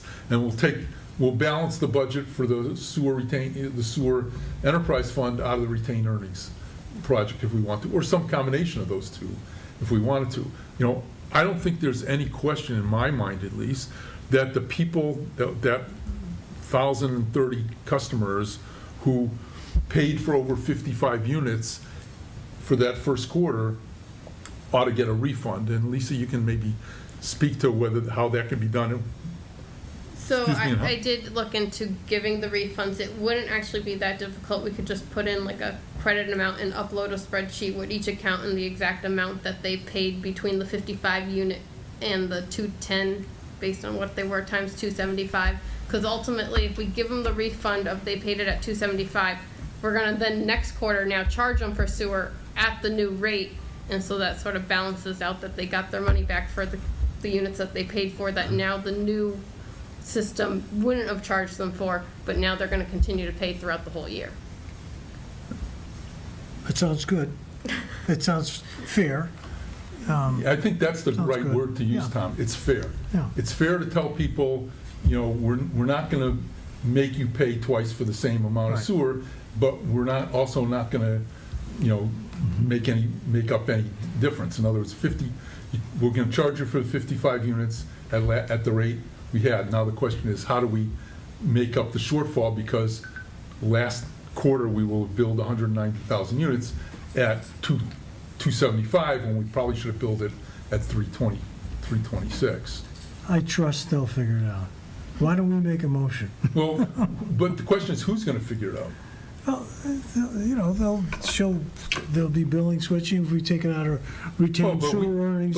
But you know. do we want to set the bill at, as this said, at 326 for the coming 3 quarters, which is the calculated number, or do we set it at 326 plus a makeup amount, which is another 27 cents, to make up the difference? I think that's a policy rather than an implementation. So we can set the if we say no, we just want to take it out of retained earnings, they can do that too. But I think we need to determine whether we want it out of retained earnings or to make up put in a makeup amount. I don't really like either solution to making it up, to be honest, but.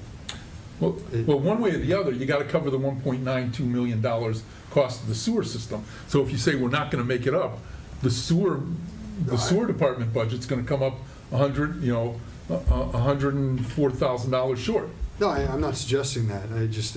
I don't like that pulling money out of retained earnings to cover it. I think it's I'd rather do that. It doesn't sit great with me. It's a problem of our own solution that or a problem of our own making, that we are pulling money out in the interest of getting this done now. It's hard to change mid-fiscal year. Right. Yeah. And why not wait until the next fiscal year? If the damage has already been done on the cap. Because we promised people we'd do something this year. Or we had commented that we thought we were going to do something since 2020. But sure, but we didn't know we were going to cost the town $100,000 by doing it. That's what I'm saying. Well, the fact is we don't need to cost the town $100,000. Or bill everyone again. Or we can just say that's the cost of making this changeover. I mean, from my perspective, my personal perspective is we should take the $100,000 out of the sewer retained earnings fund, because in fact the sewer retained earnings fund represents money we charge people for sewage that wasn't used to pay sewer bills. So it's like, Josh, you've been paying me $20 a month to do something. The real cost was only $10. Now instead of coming to you for more money, I say, well, I got this extra money that you've actually been paying me. I mean, I'm going to do something else with it and spend it. Well, but for sewer retained earnings, we can only spend it on the sewer department. It's not like we can use that money for anything else. Now, we could use it for capital good needs if we wanted to. But remember, the other thing is, our sewer retained earnings fund, we have a target amount of $500,000. We're over $500,000. I have no clue what's going to happen this year. Generally, in the past, in dry summers where people irrigate a lot, that sewer retained earnings goes up. But now that we're putting in a 55-unit cap, who knows what's going to happen? It may not go up. My sense is it will still go up because there'll be more people at that 55 cap than there would have been if nobody was irrigating. So from my perspective, taking that money, saying we're going to take the $104,000 out of retained earnings is not a big detriment to the town budget, certainly not to the sewer department, but that's my personal opinion based on where I've been. So that's why, but I thought it was important to present in this presentation that there are a couple options. We can bill people extra for it, or we can go back. The good news is, and I think people need to understand this, is the intent was to present this tonight and not vote on it until next meeting. We need to vote on it at the next meeting so that the DPW can implement this for the October bills. But this is something we can go take under advisement, think about, get feedback, hear what people have to say. Tom, just so you know, I put together a series of 2 or 3 motions here that would address all the things that we talked about. Okay, I don't necessarily propose to take those motions up today. I also just wanted to quickly go over so people understand what was done. We looked at annual user caps of 220, 200, 180, 160, 140. We looked at quarterly caps. 55 worked really, really well, but when we went to this hybrid of 55, 55 and no limit, it worked well.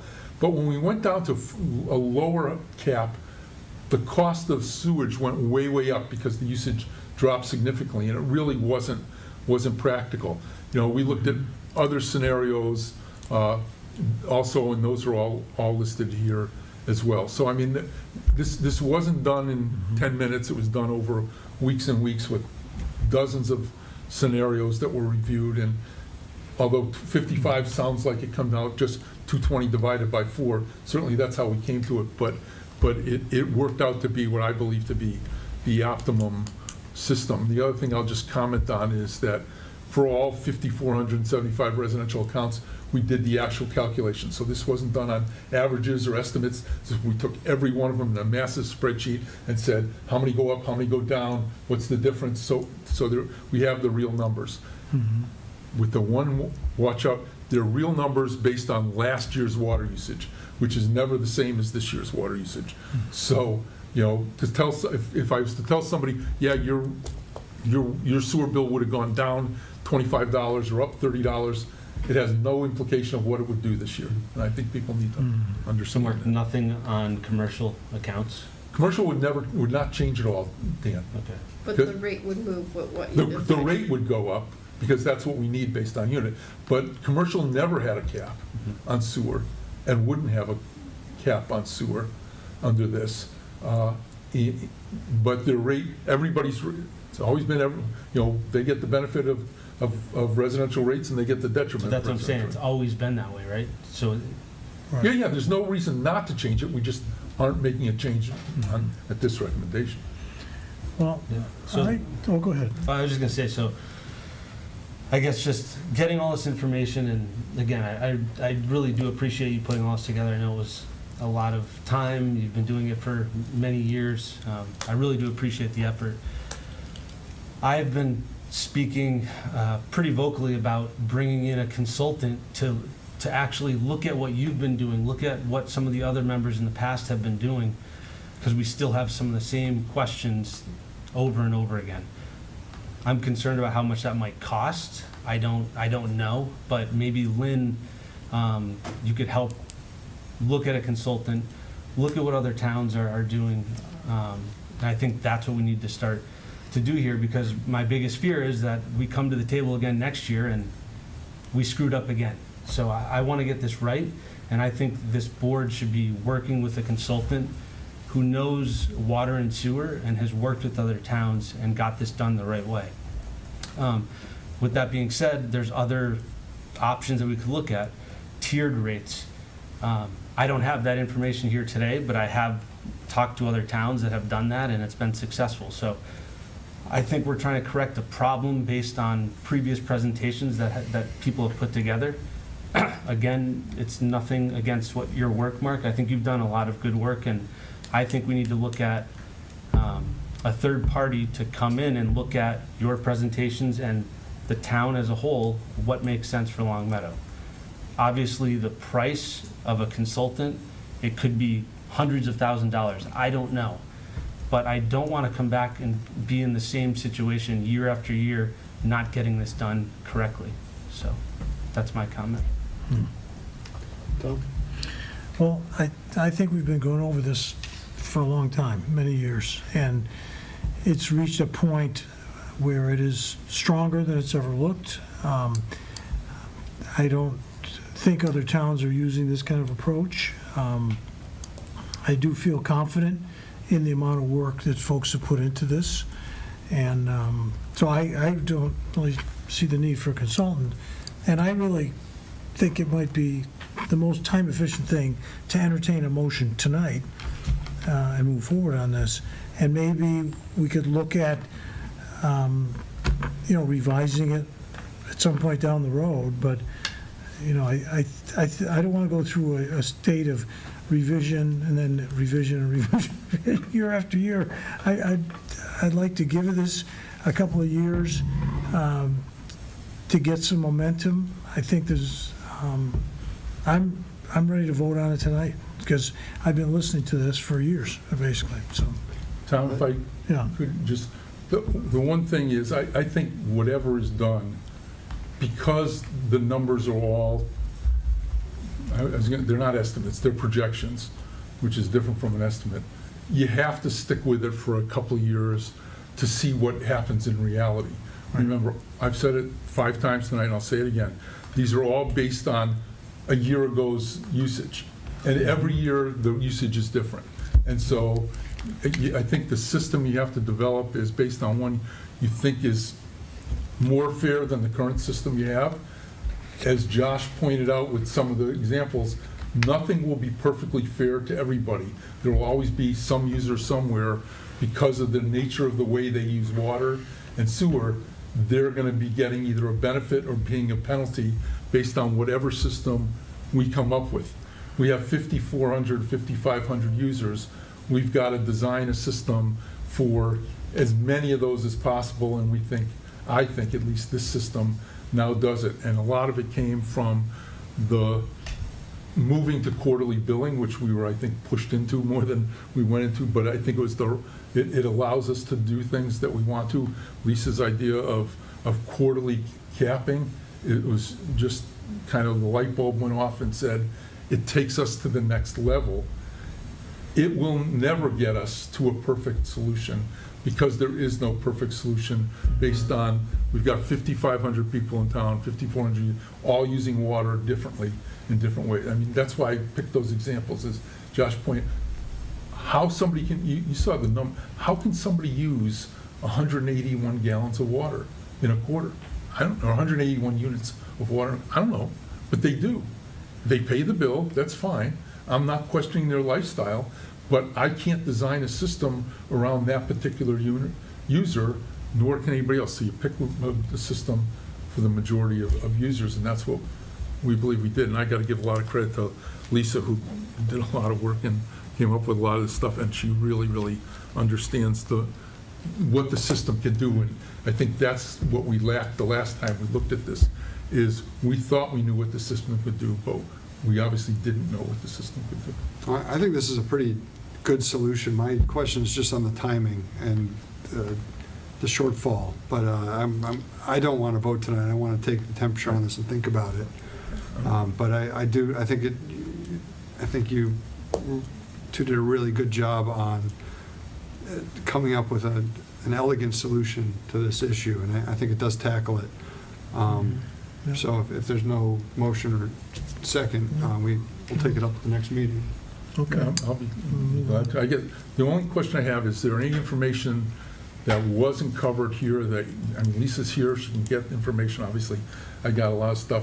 I have, like I said, we've got 5,400 customers who, to the best of our knowledge, we can tell them what would have happened a couple of years ago. Cannot tell anybody what would happen in the coming year. If we do have the credit, if there's an adjustment on the first quarter, is the credit the best, easiest way to do that? Yeah, Okay. so then on their next bill, we'll just make sure that on the invoice it shows like the credit you got, so that the amount owed is minus the So I'll credit. just carry through the next quarter, however, to get that back. Okay. Lynn? I'm pretty sure we need a vote of town meeting to use the sewer retained earnings this way. The budget was already set, so I'm pretty sure we need a town meeting vote for it. I'll verify that between now and the next meeting. But that may have an impact on the timing of the credit, because we wouldn't want to do a credit if town meeting doesn't support using the retained earnings that way. Well, the credit and the shortfall are different. So the credit would be for overpayments. But wouldn't that exacerbate our deficit? Well, so Lynn, I guess the question is, we only have 2 options for making up the shortfall, as far as I can see. Somebody may have a third one. But one is take it out of retained earnings. The other thing is bill people supplemental for that difference, for the shortfall, right? I mean, if I was to be presented that at town meeting, do you want your rates to go up, or do you just want to take it out of an account that's already there that you, by the way, you paid the money into?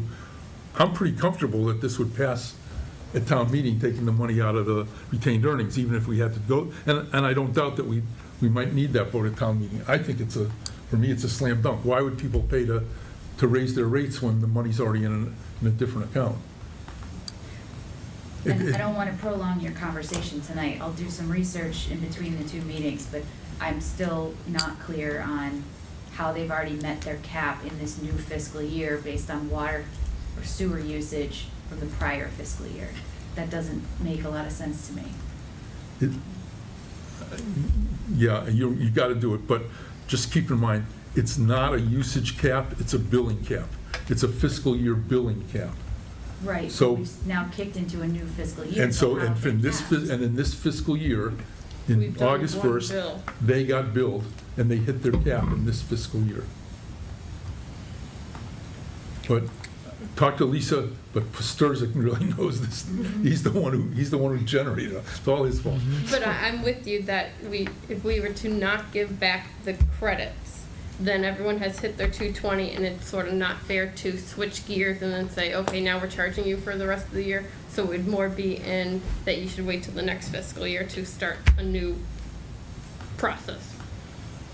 Did you run any numbers? Those people that would be getting the credit, they'll have those are likely the ones that are gonna have the cost saving come Not the necess- summer months. Not Depends on their winter Yeah. usage, so if they're like Right. snowbirds, maybe. A, and B, there's a lot of people that, remember the numbers I said, that even though people have lower usage, their costs will go up because the rate goes up 18%. Right. So It's really, we charged you the units at $275, and now we want to give you back your money at $275 because we're going to charge you in the next quarters for it at a higher rate.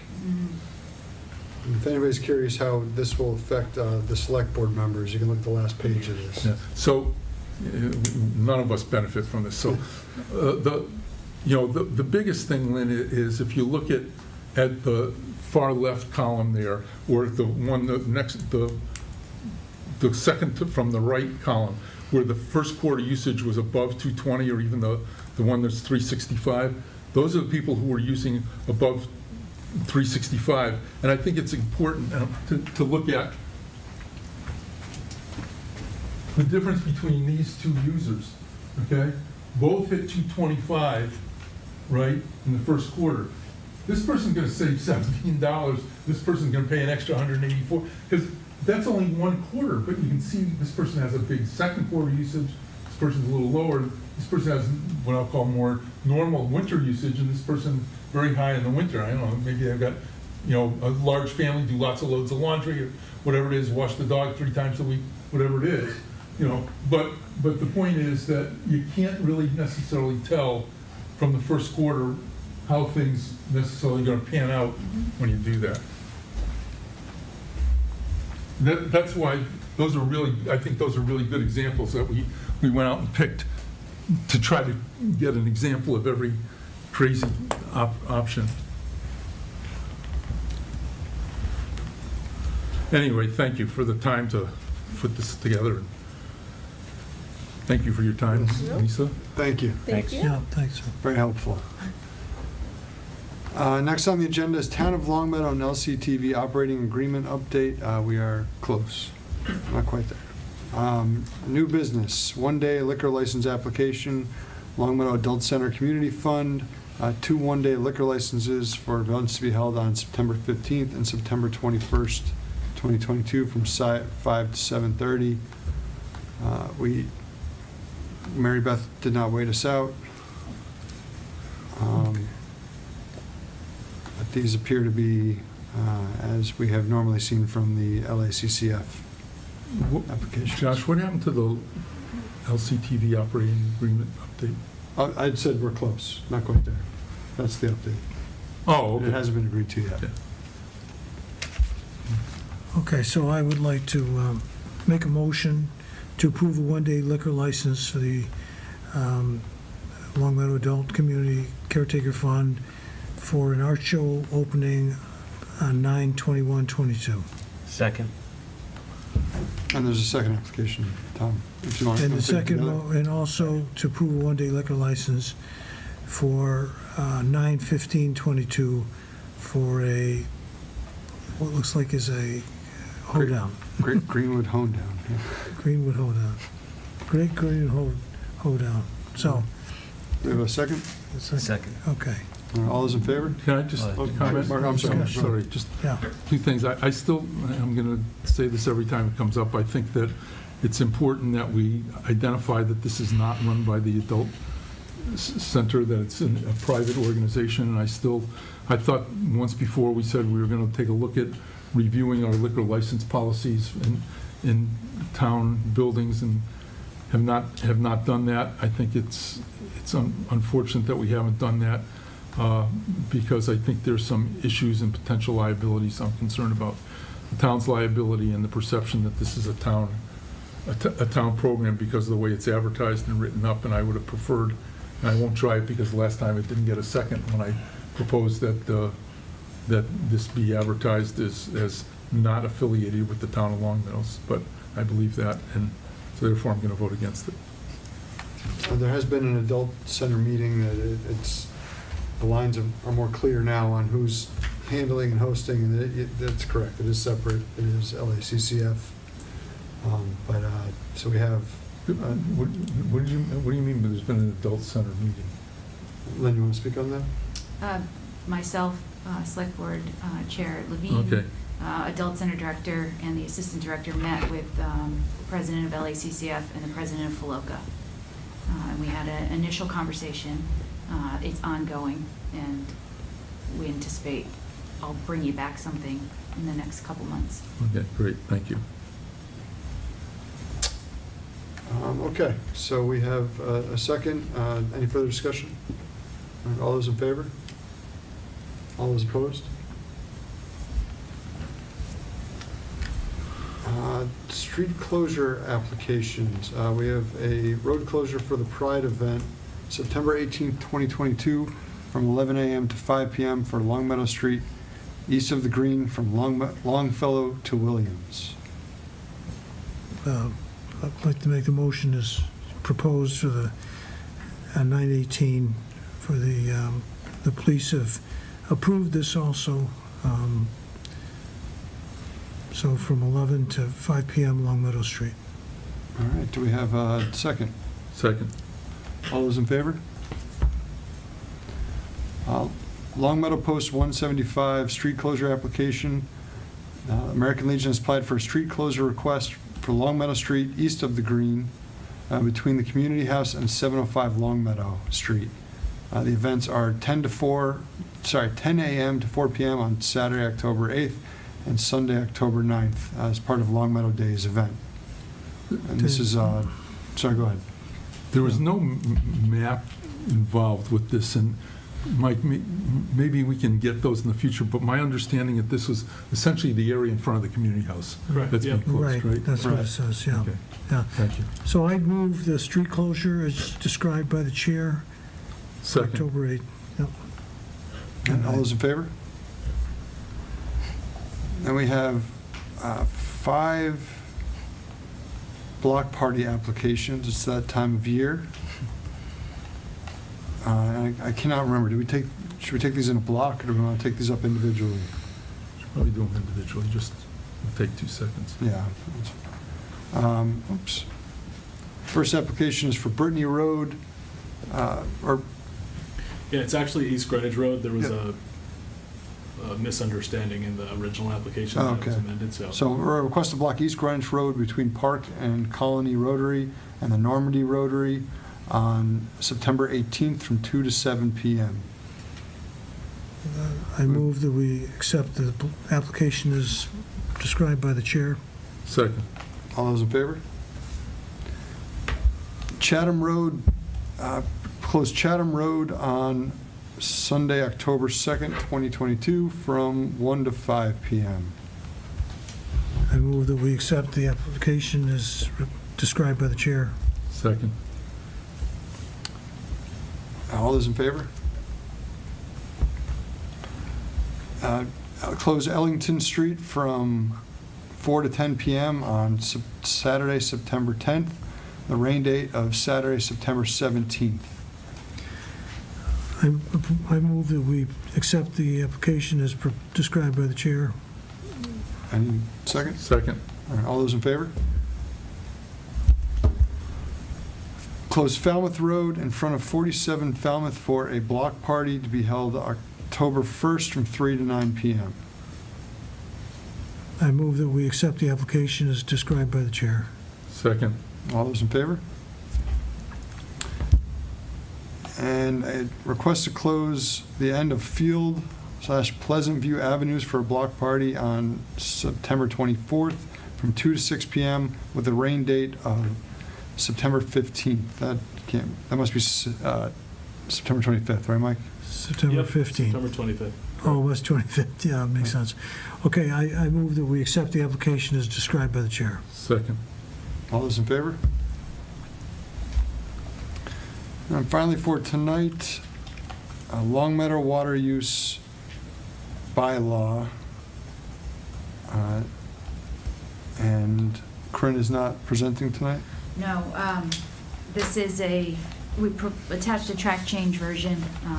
This is the water bylaw that had been presented for the annual town meeting that we have gone through. And this is also coming off of the conversations that we've been having about water conservation, and it's how it's all voluntary in the absence of a bylaw. So what we've done is we took the bylaw that was presented at the annual, or would have been presented at the annual town meeting. We removed the references to irrigation, rain sensors, and the backflow prevention. State law does require that anyway, so having it in the bylaw was just considered in some ways redundant, but does not change the requirement that you have backflow devices on irrigation systems. So this would allow enforcement in times of water conservation or water emergencies that could be enacted locally. Josh? Go ahead, Mark. Two questions, Lynn. One is, when I read through this, and I tried to read through it a couple of times, but I'm not sure I did, it seemed to me it was all based on directive from the DEP or the water department. Is there any reason we should be adding to this that the select board, water commissioners could implement this without that kind of a directive? And I'm thinking more in terms of an equipment issue or something where we need to do something without that directive. And I didn't see the, I don't know what it is, the flexibility to allow us to initiate something on our own. And the second thing is that somebody called today and asked, having read this, said there ought to be they were asking that there be a more clear exemption if somebody can identify it's well water rather than, water out of the municipal water system that's being used for irrigation, and if the intent isn't to allow that, then we should state that as well. But, I know there are some communities that people put up signs, whether they're true or not, who knows, but it says, this lawn being irrigated by well water or something like that, and those people would think that they've put in wells in order to, if you will, exempt themselves from such watering bans.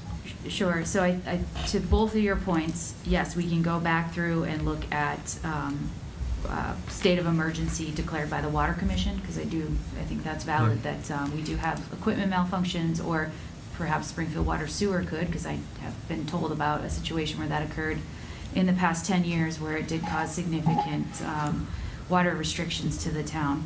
And then secondarily, I believe that it's quiet on, it may be in here, I have to go back and look, but it may be quiet on because when DEP does their emergency declaration, it's specific to those users of a public water supply, which is the differentiation between a private water supply, which would be a well.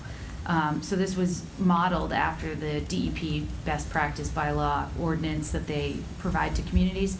So we could go back through and maybe we just make have to that add it's notation. public. Yeah, Yep. just note that. Yep.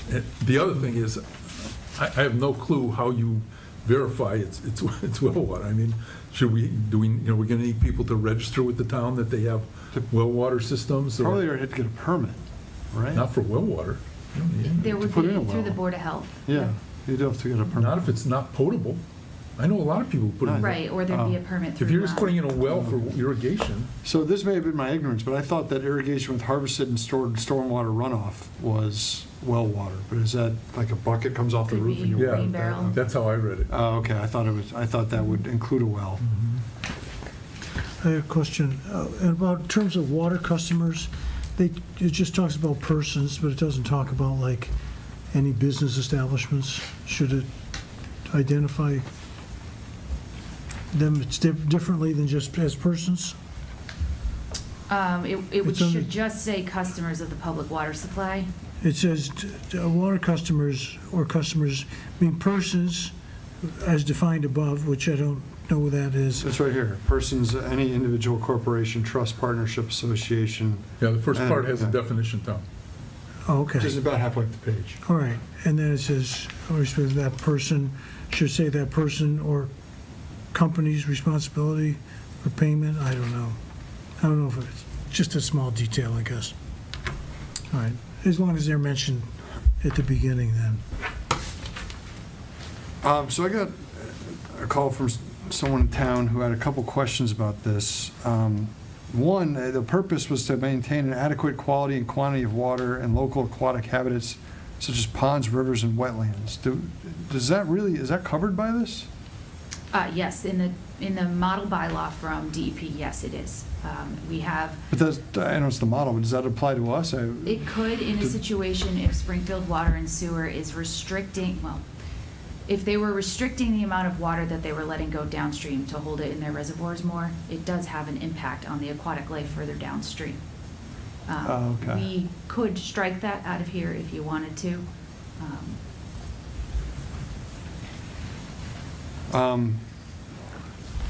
Maybe just to not have questions about it down the road, unless it's explained why that would be a purpose. Mhm. And then the other part was section 5. So we, as the water commissioners, may declare a state of water supply conversation, but we shall declare a state of water supply conversation to ensure compliance with the Water Management Act. Why is it may versus shall there? And is it tied to a declaration of a state of water supply emergency?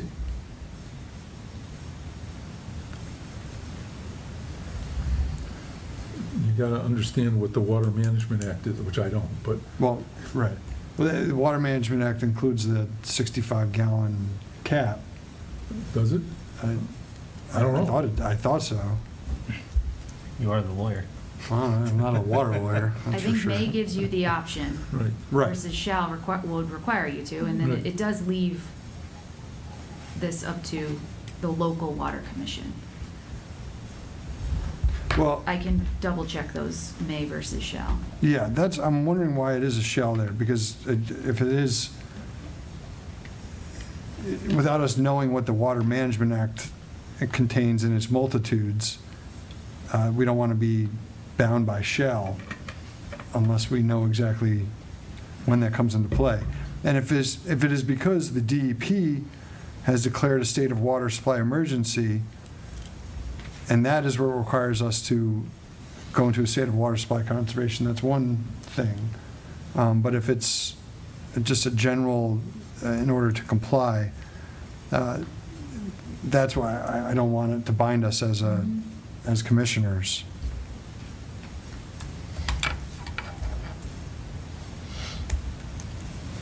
Yep. So we'll bring some track changes back based on this conversation for the next meeting. Okay. And 65 gallons is in the act. Yeah, it's the residential gallons per day that is the DEP. And that's in the Water Management Act. And we haven't quite seen from the town that there's an appetite for that yet. Right. It's a lot of water, though, it turns out. It is, which makes some of those numbers we saw shocking to me.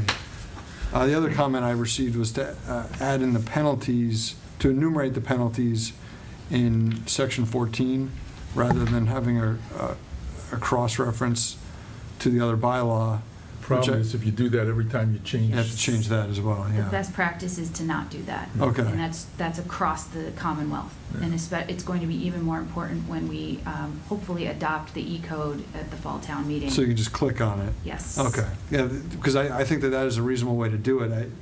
Just people may wonder, why doesn't it just say, what is the penalties? But Yep. if that's a question of town meeting, then so be it. Yep. Okay.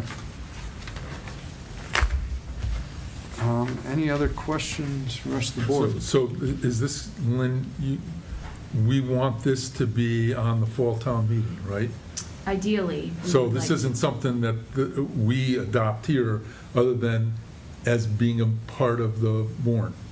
Right, I'll bring you back a track change version outside of the warrant next meeting, but I'll also, next meeting, we have planned to have a draft warrant for you anyway. Okay. We'll have it in there. If you choose to strike it from there, then we can easily take it out. And this summer, if anything, has proven to us what we need to. Absolutely, absolutely.